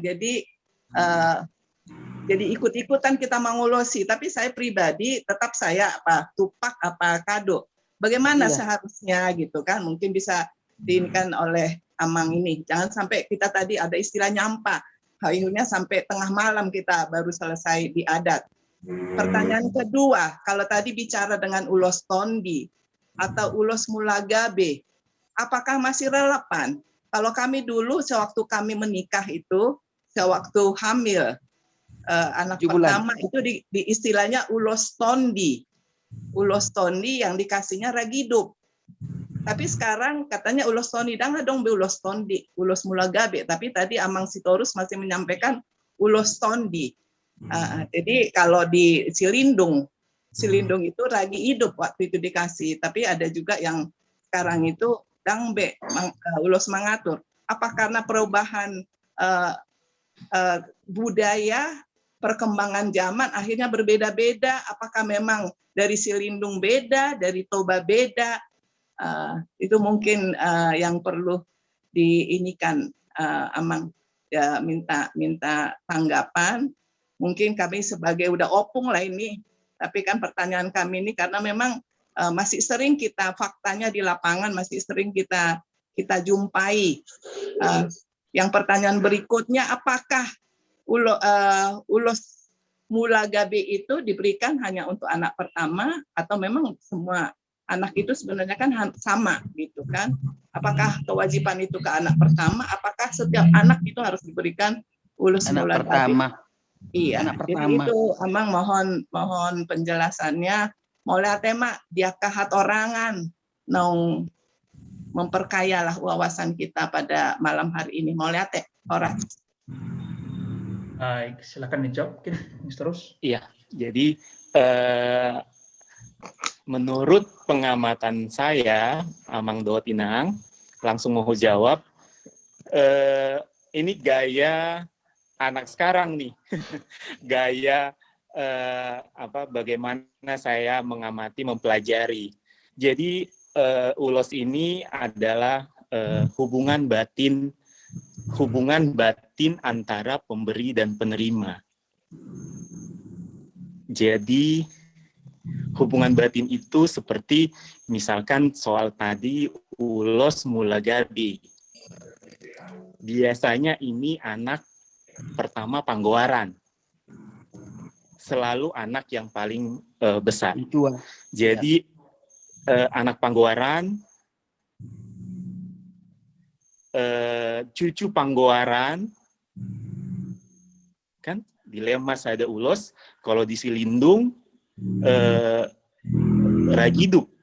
Nah, somal dilen ada makna, ada satu teknik yang khusus di ragiduk tarutung. Jadi antara benang tengah dengan benang putih itu disambung. Itu teknik yang hanya ada di ulos di dunia ini, kain di dunia ini. Itu hebatnya. Jadi ragiduk di tarutung itu benang setelah ditenun benang putih kepalani ragidupi, baru ada sambungan ke badan. Bayangin ada ribuan benang itu yang disambung dengan cara khusus. Mungkin antropolog yang sangat tahu makna daripada sambungan ini, tetapi ini bermakna mula. Seperti itu yang saya dengar dari tetua-tetua di Silindung.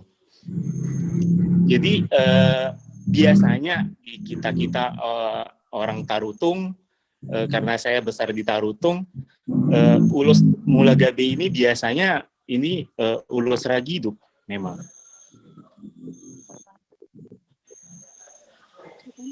Sama, Tarutung, Toba sama semua. Iya. Saya mau tanya Amang.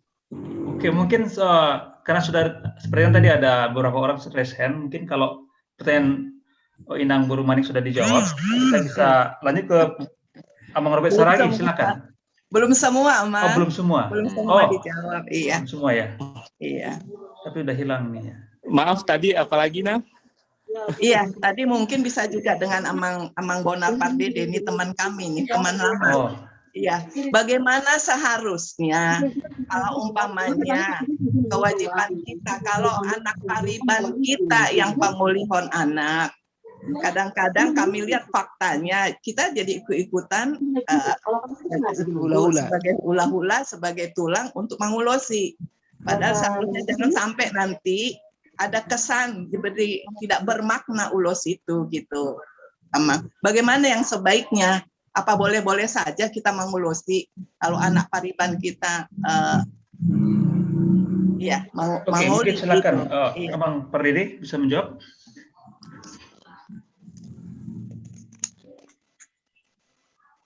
Karena kita masalah waktu, jadi mungkin waktu tinggal 20 menit lagi, mungkin tidak semua yang bertanya bisa saya berikan waktu ya. Iya, tapi saya bisa kasih sedikit tambahan. Oke, tadi silakan. Bagaimana selain keluarga inti yang pemberian ulos di sebuah upacara perkawinan,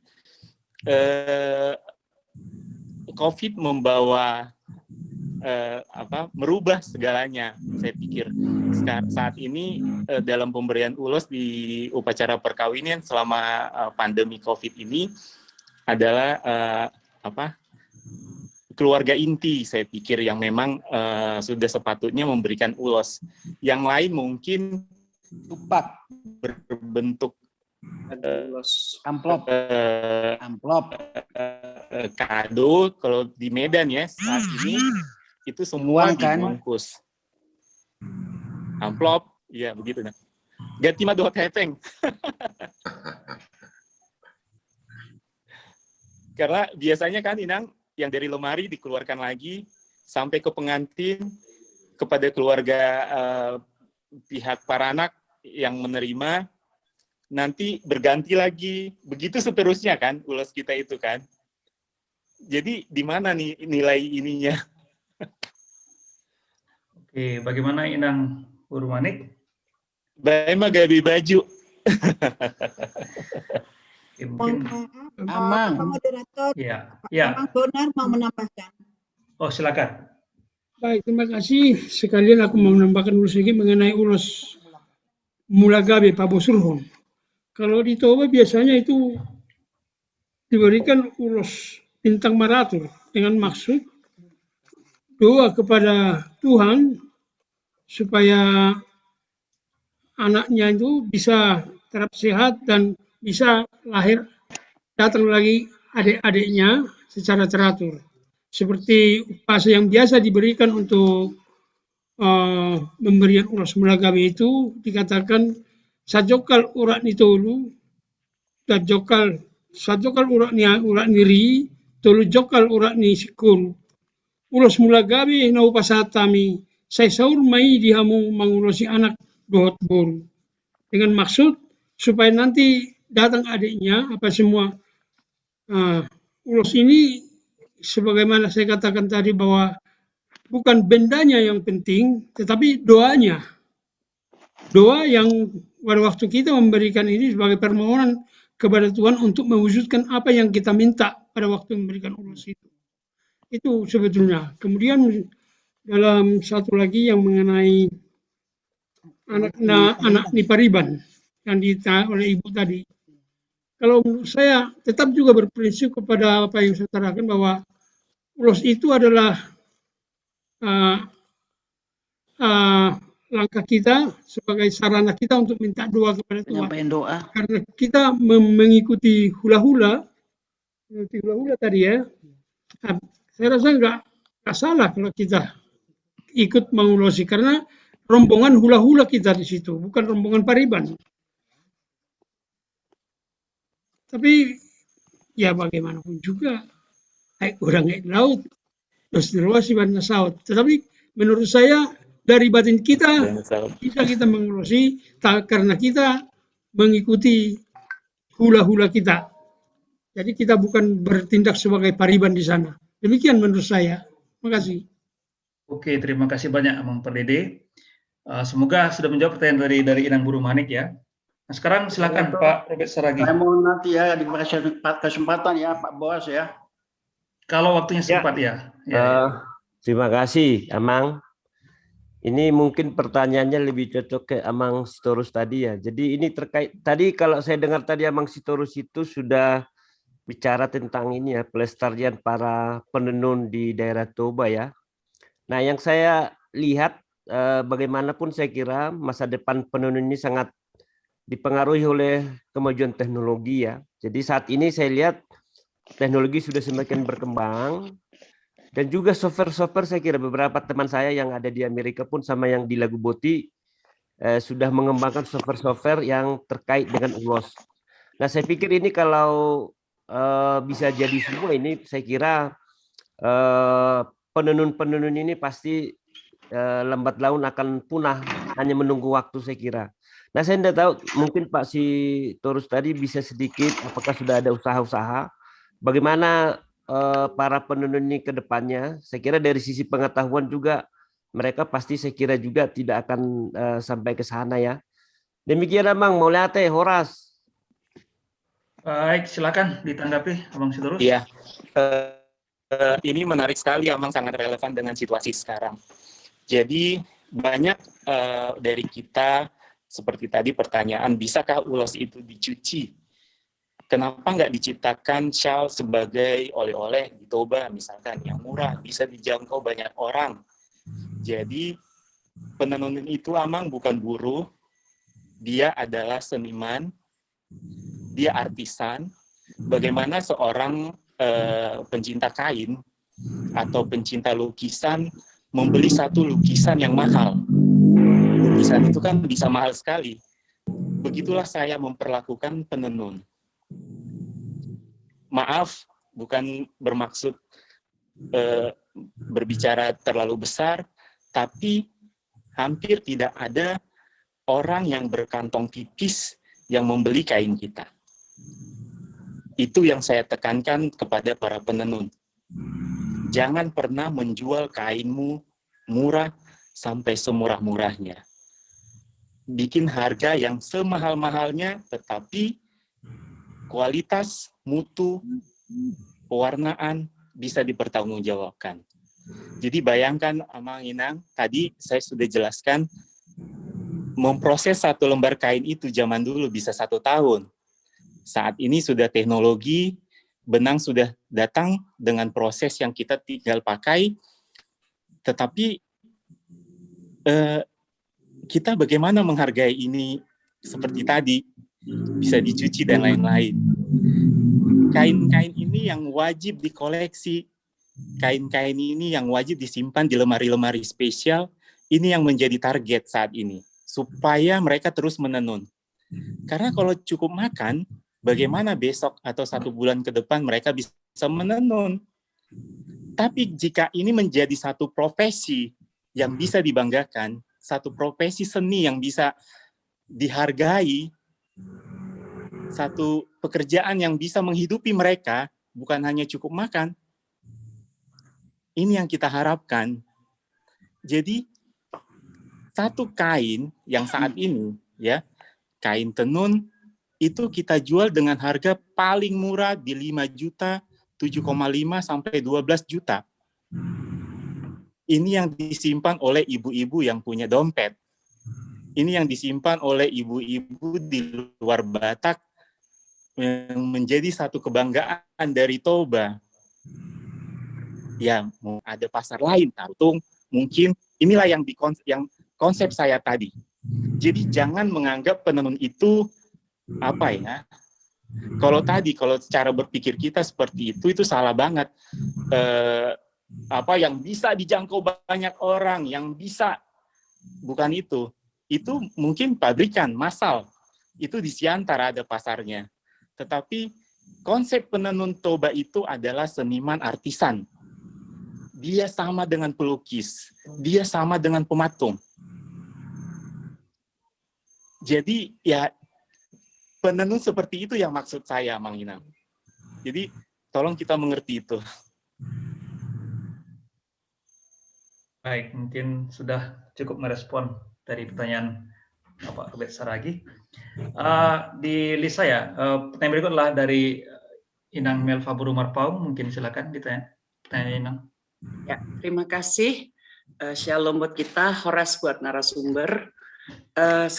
Pertanyaan saya mungkin lebih tertuju kepada Amang Bonar Pardede mengenai tadi saya mendengar bahwa untuk melakukan pemberian ulos itu ada syarat, di mana syarat-syarat itu salah satu sudah berumah tangga, sudah diadati dan sebagainya.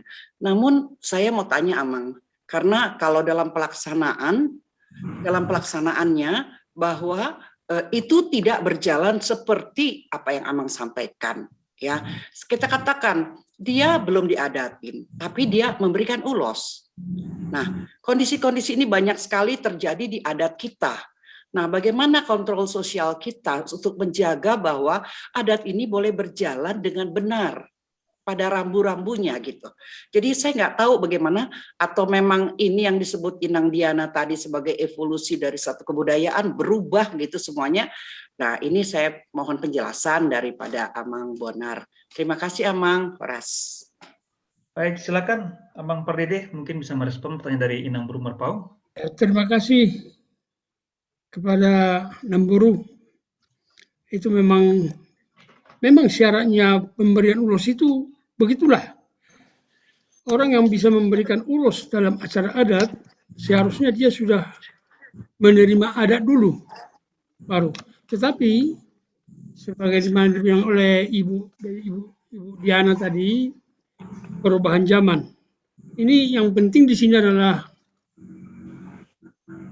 tanggung jawab memberi ulos itu, tanggung jawab moral. Jadi kontrol sosialnya harus bagi diri sendiri kontrolnya. Orang tuanya juga harus memberikan petunjuk kepada dia bahwa kamu belum waktunya memberikan ulos. Tapi memang sebagaimana yang dibilang Nambur tadi, bahwa orang tua juga terkadang tidak memperdulikan itu. Udahlah, bikinlah. Nah, di sini kontrolnya adalah moral seseorang itu. Nah, aku belum sisa. Seharusnya dia harus bertindak begitu.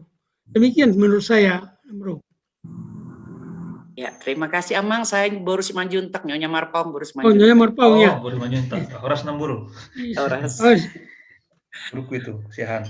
Baik. Terima kasih Amang, terima kasih. Ya, terima kasih Namburu. Kemudian ke Amang Edward Sitorus, silakan Amang. Selamat malam, suara saya kedengaran? Kedengaran, jelas Amang. Ya. Pertanyaan boleh dibilang mungkin saya merespon aja kepada aparat orang. Ini saya sering selama ini selalu mengamati. Kebetulan saya juga besar di Bandung, jadi dan saya mengasal adat dan ulos itu diajarkan oleh Datuk Tua. Nah, pertanyaan saya begini, ornamen motif merah, putih, hitam nampaknya ada kemiripan dengan Toraja dan Flores. Yang pertanyaan saya, apakah mereka itu ada dari Batak juga dulu nenek moyangnya atau gimana? Karena kok ada kemiripan kain Bataknya itu ornamen merah, hitam, putih. Itu aja kali.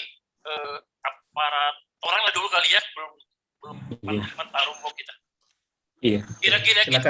Aparat. Jadi memang zaman dulu warna dasar tekstil itu adalah putih, merah, hitam. Jadi dalam perdagangan zaman dulu mungkin India, katanya menurut sejarah, India yang membawa bahan-bahan itu, membawa teknik-teknik menenun itu ke Sumatera. Jadi wilayah Indonesia banyak kemiripan antara satu daerah dari mulai Aceh ke Batak. Di Aceh ada yang mirip ulos juga. Mengiring, ada yang mirip dengan kain Aceh. Di Minang juga ada yang mirip dengan ulos kita.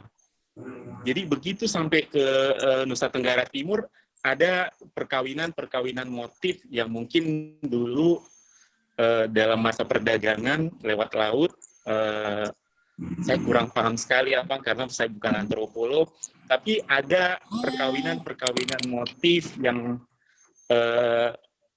menyerupai, tapi biasanya itu lewat dulu barter kayak perdagangan gitu untuk melewati Nusantara sih. Jadi ada kesamaan motif yang dimiliki. Tapi hebatnya Batak yang dilakukan saat ini di Sumba, di Nusa Tenggara Timur, itu 100 tahun lalu sudah dilakukan oleh orang Batak, dan kita udah meninggalkan itu. Sementara mereka masih mengerjakan itu saat ini. Jadi Batak ini sangat gampang sekali dipengaruhi oleh perubahan. Begitu yang saya lihat. Oke, apakah cukup menjawab, Amang Edward Sitorus? Baik, terima kasih. Moderator, daftar ya untuk berbicara ya. Semoga sempat, Amang. Soalnya waktu kita tinggal 4 menit, 3 menit bahkan nih. Mungkin tinggal 1 pertanyaan terakhir atau 2 ini. Amang puas peserta tertua ini. Oh, Pak baiklah. Moderator, Saya tolong izinkan- disemangati peserta, Pak Moderator. Gift apa yang akan diberi kepada penanya, dan Oh, tolong iya. Naposo juga dong.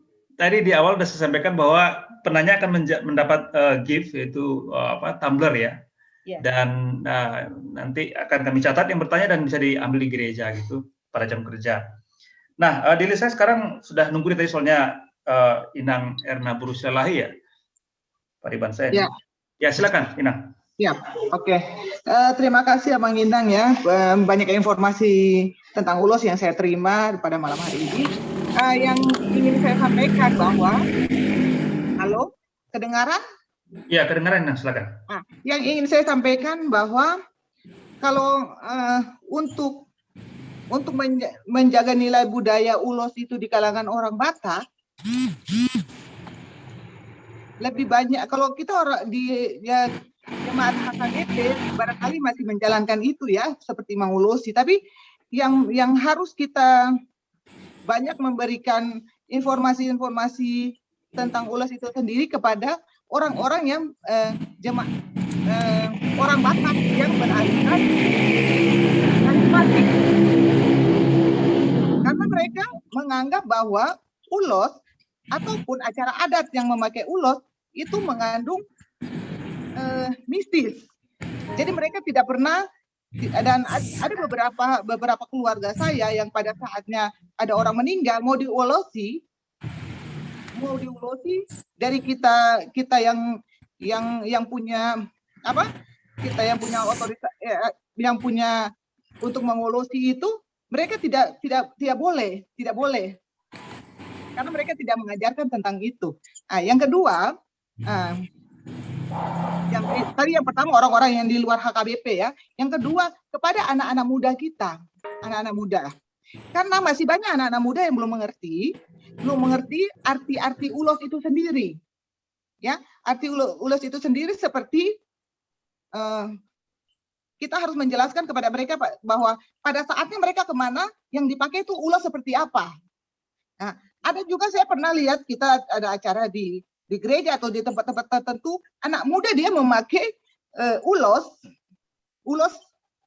dia kan tidak mengerti ulos ya, dia pakai ragi hidup. Padahal ragi hidup itu kan dipakai untuk seperti tadi sudah disampaikan ya, pada saat orang meninggal, orang-orang yang sudah punya terah-terah di atas ya, maksudnya seperti orang yang sudah punya bertujuh dan sebagainya, itu yang kedua. Nah, dan masih banyak juga di dalam pesta-pesta ibu-ibu masih menggunakan selendang yang saya sempat kaget juga. Selendang itu parompa. Parompa itu kan parompa ya. Ulos parompa itu kan diberikan kepada anak yang baru lahir ya, yang baru lahir. Tapi masih ada orang yang memakai di pesta, ibu-ibu itu ulos parompa itu. Saya suka lihat, saya bilang apa ini dia tidak mengerti atau bagaimana? Nah, jadi yang paling utama kepada anak muda itu kita menjelaskan ulos apa yang harus dia pakai dalam situasi apa, dan yang mana dia tidak boleh pakai, seperti ragi hidup itu dia tidak boleh pakai. Nah, barangkali itu saja yang bisa saya sampaikan. Terima kasih. Oke, terima kasih, Nang. Silakan. Ada yang merespon mungkin Om terus lagi atau Om Perdede? Atau Inang Bro Sebanjuntak?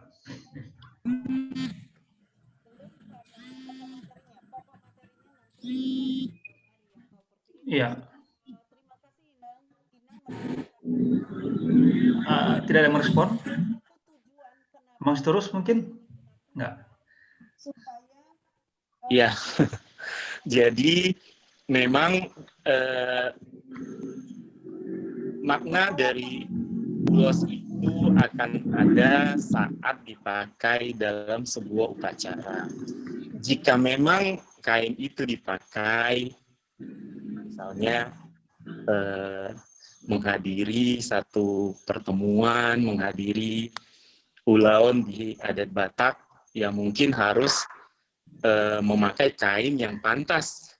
Jadi pengalaman saya di dalam mengamati kain selama beberapa tahun ini, ada beberapa motif juga yang dipakai di dalam misalnya bintang maratur, tapi ada juga bintang maratur yang buat dipakai hari-hari. Karena tadi itu saya bilang bahwa penenun itu adalah seniman, jadi dia bebas berkreasi dengan menggunakan bahan-bahan itu. Jadi memang ada pakem, ada ulos-ulos yang menjadi pakem, yang kain yang sangat penting di sebuah upacara, tetapi ada kalanya penenun itu berkreasi mengembangkan motif itu ke dalam kain yang dipakai hari-hari. Jadi kebanyakan saat ini di tahun-tahun mungkin 10-20 tahun terakhir terjadi kekacauan itu yang tadi saya bilang ngamago beton dini ulosi, karena terlalu makna tadi yang seperti dibilang Ibu sebelumnya, perubahan makna itu bergeser juga karena penenun itu yang kurang konsisten. Jadi sehingga ya motif tertentu ada di kain yang dianggap hanya selendang-selendang biasa kayak gitu. Jadi memang perubahan-perubahan itu terjadi dari kita juga. Oke. Mungkin Namburu, Inang berminat mau nambahkan atau? Iya. Ready? Ya. Ya, baik, kepada seluruh peserta webinar.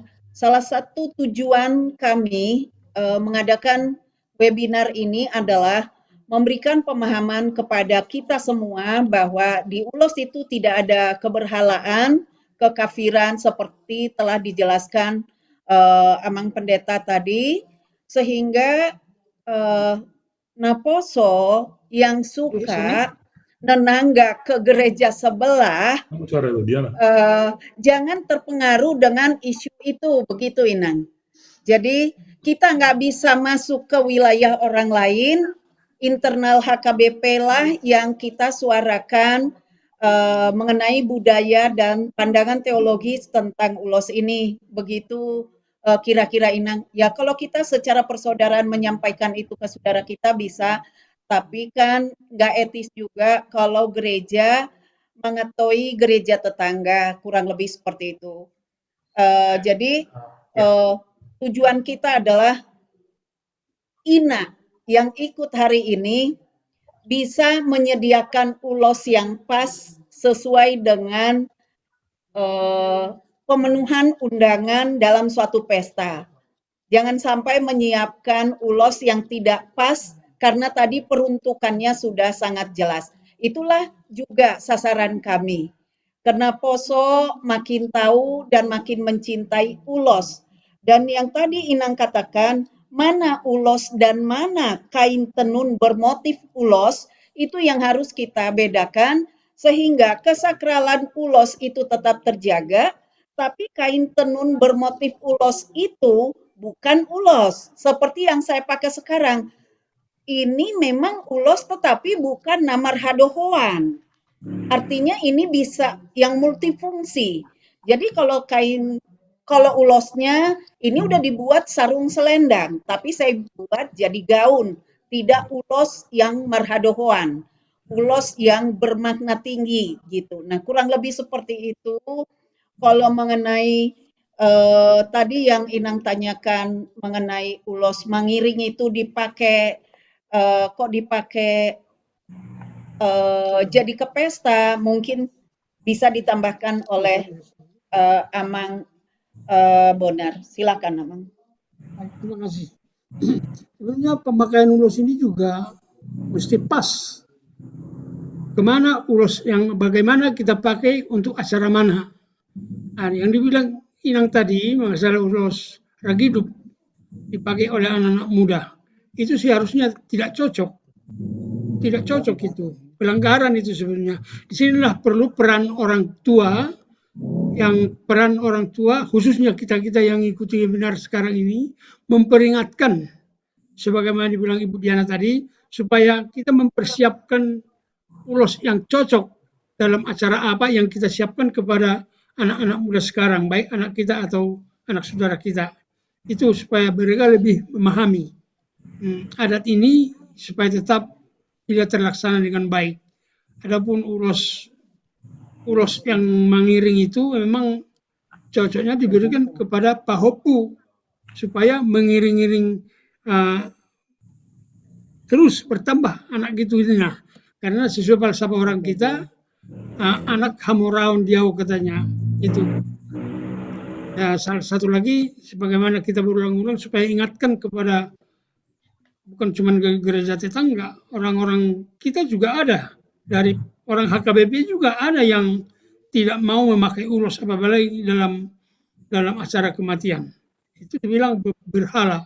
Tadi Amang Pendeta telah menjelaskan secara jelas bahwa dalam ULOS itu tidak ada unsur keberhalaan. itu adalah hanya sarana buat kita untuk mohon doa kepada Tuhan untuk memberikan keselamatan, kesehatan kepada penerimanya. Saya rasa demikian. Oke, mulai deh, Bang. Ini sudah sempat kita himpun video dari perwakilan jemaat ya, jadi akan wasted kalau tidak kita putar. Jadi silakan Lai Sitompul mungkin bisa memainkannya.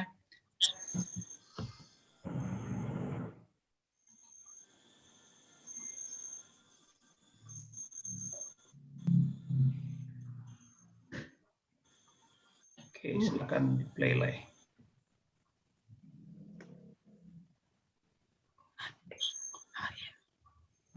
Play Lai.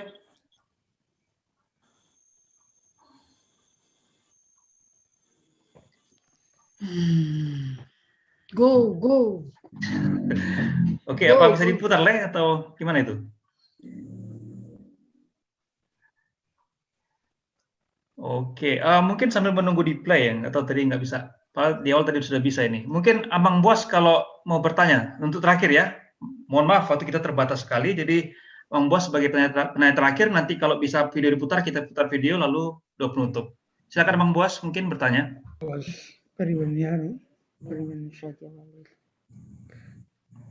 Saya dulu, Amang. Sorry, waktu kita sudah terbatas sekali. Harusnya 220, tapi karena banyak penanya, jadi Amang Bos, gimana ini? Mute-nya. Coba Amang Bos. Mungkin host bisa bantu unmute Amang Bos. Oh, sudah. Mute. Suaranya belum keluar.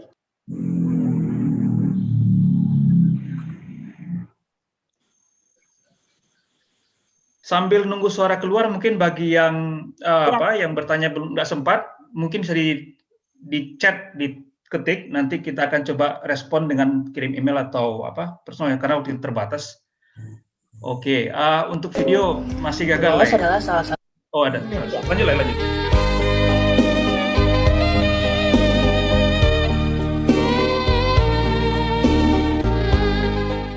Menurut saya, ulos adalah salah satu dari kekayaan budaya yang diwariskan turun-temurun oleh leluhur orang Batak dan menjadi kain khas suku Batak. Menurut saya, ulos masih menjadi elemen yang penting dalam perjalanan hidup orang Batak, di mana ulos itu sendiri masih sering digunakan dalam berbagai kegiatan dan selalu berevolusi menjadi kain lain yang memiliki motif ulos. Ulos adalah salah satu kain tradisional yang berasal dari Indonesia, persisnya dari Sumatera Utara, dan dikembangkan secara turun-menurun oleh penduduk asli Sumatera Utara, yaitu orang-orang suku Batak. Bagi saya sendiri, ulos adalah salah satu kesenian yang tidak mungkin lepas dari diri saya, keluarga, ataupun teman-teman Batak saya, karena selain menjadi salah satu barang yang biasa digunakan untuk tradisi ataupun acara Batak, ulos sendiri bisa digunakan untuk trend fashion di bagian busana maupun tas. Ulos bagi orang Batak merupakan cenderamata sebagai tanda kasih pada orang lain yang kita bisa ambil contoh merupakan pernikahan yang diberikan oleh mempelai pria kepada mempelai wanita. Ulos buat aku itu menurut aku kayaknya menandakan orang Batak banget kali ya. Kayaknya kalau ada orang yang pakai ulos itu orang Batak gitu. Tapi pakai ulos itu suatu kebanggaan tersendiri karena ulos itu memiliki makna yang baik. Yang aku tahu itu misalnya kita ngasih ulos ke orang di acara-acara adat Batak biasanya, itu memberikan doa yang terbaik buat orang yang dikasih ulosnya. Jadi dengan kita memberikan ulos itu biasanya dikalungin di sini orangnya, itu memberikan doa yang terbaik buat orang yang dikasih ulos tersebut. Terus buat aku sebagai perempuan Batak, pakai ulos itu cantik. Buat aku ulos itu cantik. Merasa cantik kalau pakai ulos, jadi merasa lebih manis aja, lebih anggun.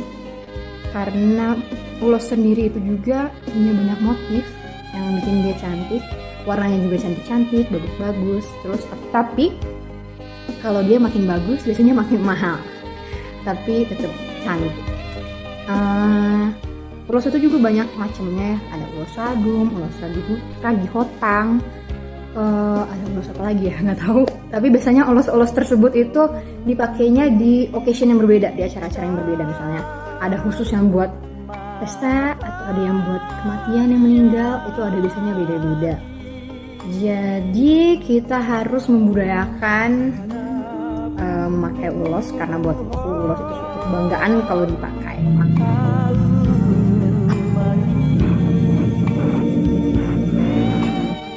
Horas, ulos dan mengulosi sebagai identitas budaya Batak dan penanaman nilai-nilai hidup ini perlu dijaga, digunakan dengan benar, dan diwariskan kepada generasi muda. Kain tenun bermotif ulos silahkan gunakan sebagai fashion etnik yang unik dan menarik. Sudah banyak perancang yang menggunakan motif ulos Batak sebagai fashion etnik yang mendunia. Mari Naposo, kembangkan kreativitasmu dan gunakan fashion etnik dengan motif ulos sekaligus menunjukkan identitasmu sebagai suku Batak. Horas. Shalom. Saya sebagai wanita berdarah Batak sangat bangga dengan kain ulos yang merupakan kain tradisional Provinsi Sumatera Utara. Kain ulos kerap digunakan pada acara resmi atau upacara adat Batak. Biasanya ulos diberikan kepada mereka disertai doa dan harapan agar dapat menjalankan tugas-tugasnya dengan baik. Mari kita lestarikan warisan nenek moyang kita agar generasi muda dan generasi penerus tetap bangga dan mencintai kain ulos, warisan nenek moyang kita yang tak ternilai. Salam sehat, Tuhan Yesus memberkati. Horas, horas, horas. Baik, wah luar biasa ya videonya ya. Tepuk tangan dulu untuk yang telah merekam dan mengeditnya. Terima kasih banyak. Nah, sekarang sudah pukul 21.35 ini, sudah sangat larut. Jadi saya tahu masih banyak Amang Inang yang ingin bertanya. Tadi kayak Amang Buas, saya kasih kesempatan tapi karena masalah teknis tidak bisa menyampaikannya. Namun kalau ada pertanyaan silahkan lewat chat atau kontak kami di WA atau di email. Nanti kita akan coba kontakkan pemateri dan nanti berikan jawabannya gitu ya, karena masalah waktu. Mohon maaf tidak bisa ikut bertanya langsung pada kesempatan malam hari ini. Nah, oleh karena itu acara kali ini kita tutup dengan sekali berterima kasih kepada ya silakan kalau sebelum ditutup Bapak moderator, ya. Sebelum ditutup Amang moderator. Ya, silakan Amburu. Ya. Apakah sudah diumumkan kepada para penanya dan juga mereka yang sudah jadi artis video klip mendapat gift dari panitia? Sudah Amburu tadi sudah. Sudah. Oke. Supaya dijanjikan kepada mereka apa yang sudah menjadi bagian mereka malam ini. Terima kasih. Ini contohnya tumbler. Oke. Disorot dong tumblernya. Tumblernya. Ayo. Bisa diambil. Mana disorot? Pipin. Oke, ini. Biar kelihatan. Vijum. Merah putih ya, merah putih ya. Oh iya. Tumbler kemerdekaan ya. Tumbler kemerdekaan ya. Ya. Baik, terima kasih. Terima kasih. Ya. Di mana? Ada tulisan nih. Berarti diambil di gereja itu ya? Ya. HKBP Bandung Resort. Iya, diambil di gereja ya? Ya. Nah, diambil di gereja. Bapak moderator. Ya. Bisa terakhir dari saya. Oh ya. Kenapa? Terakhir dari Pak Torang. Oh ya, silakan Pak Torang. Oke.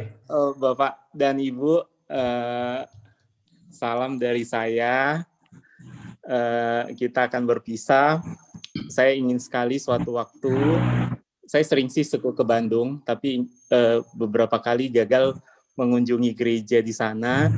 Mungkin ya semoga pandemi ini akan berakhir cepat. Kita akan bertemu mungkin kita buat satu sesi diskusi langsung nanti kalau situasinya udah membaik.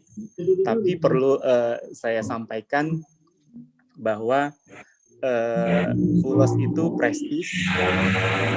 ULOS sebagai heritage kaya akan makna dan arti yang terwakili melalui motif. ULOS adalah prestis, itu sebabnya ULOS dipandang sebagai komoditi oleh para kolektor dunia. Jadi mulai saat ini mari kita bersama-sama menyimpan dan memakai ULOS Namartondi. Sekian. ULOS Namartondi. Baik, ada permintaan sesi foto bersama kata admin. Siapa yang mau ambil alih? Mungkin Lai Berlin mau ngambil ini, Lai Sitompul? Foto bersama atau Lai Ulysses mungkin? Ya, oke Abang Inang. Jadi untuk dokumentasi saya akan ambil foto ya. Jadi kita ada 3 slide ya. Jadi mohon itu senyuman termanis Amang Inang.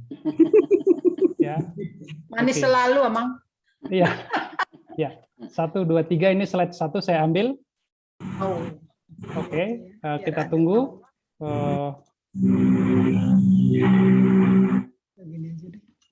Oke, saya ambil slide kedua. Oke.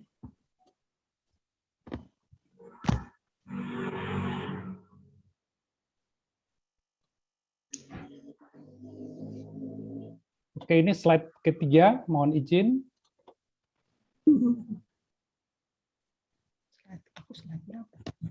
Oke, sudah selesai, Amang. Terima kasih.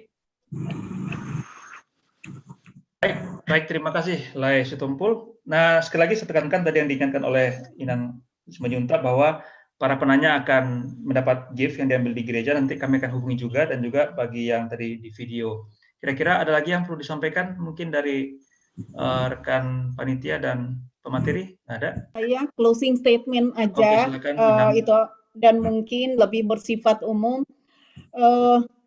Mari kita lestarikan ULOS sebagai simbol budaya Batak, terutama untuk Naposo sama keluarga muda.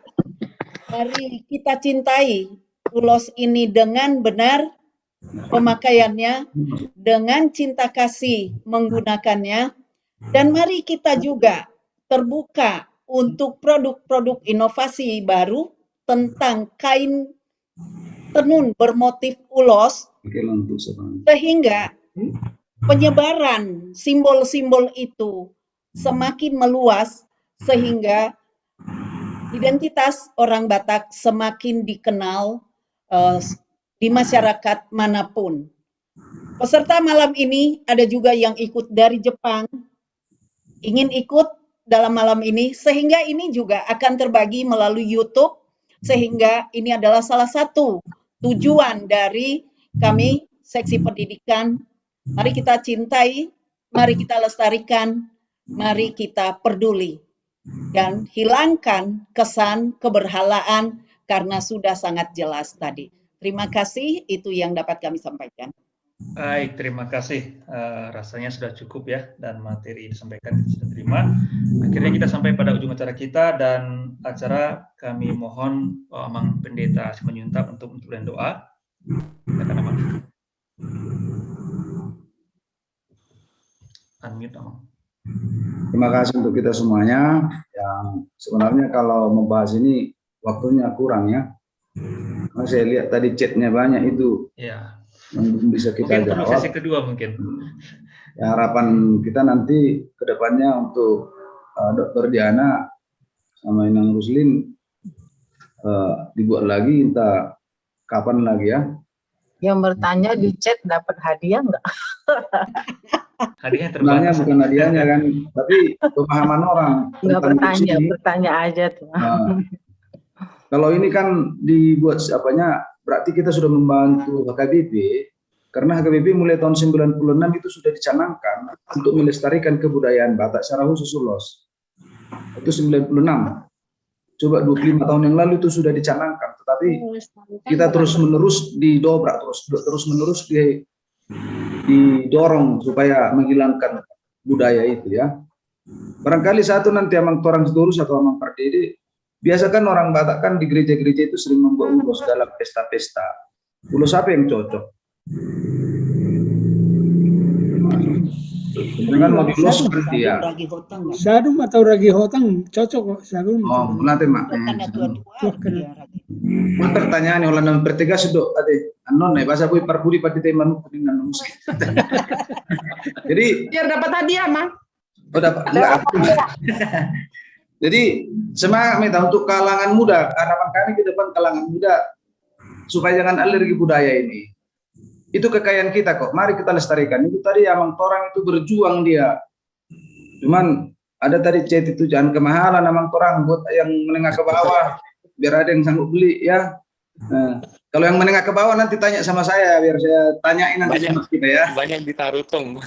Ya, dan juga sengaja kami undang amang torang jauh dari Medan untuk khusus untuk Naposo kita untuk menginspirasi. Dalam usia sekian tahun tadi udah dikatakan sudah sangat peduli pada ulos ini dan hasil jeripayahnya sekarang sudah diterima amang torang. Populer mendunia loh. Silahkan dibuka di internet karya-karya amang torang. Di IG juga ada. Ya, terima kasih. Barangkali banyak. Ternyata udah membuka amang torang. Followernya banyak kali dari Bandung. Nah. Banyak sekali. Saya sering kirim kain ke Bandung. Iya.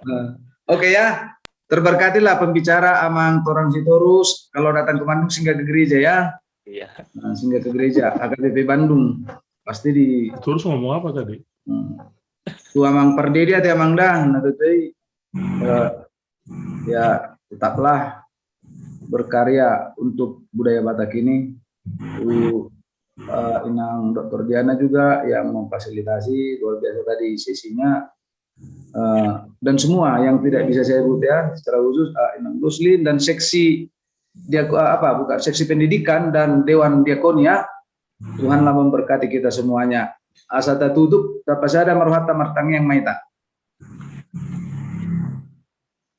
Terima kasih Bapak Surgawi, anugerahmu yang menuntun perjalanan seminar kami saat ini yang sangat luar biasa karena Tuhan hadir di tengah-tengah kami sehingga kami dapat berdiskusi dan menyatakan bahwa ulos sebagai budaya orang Batak tidak mengandung mistis dan ulos itu adalah sebagai kekayaan yang diwariskan oleh nenek moyang kami turun-temurun.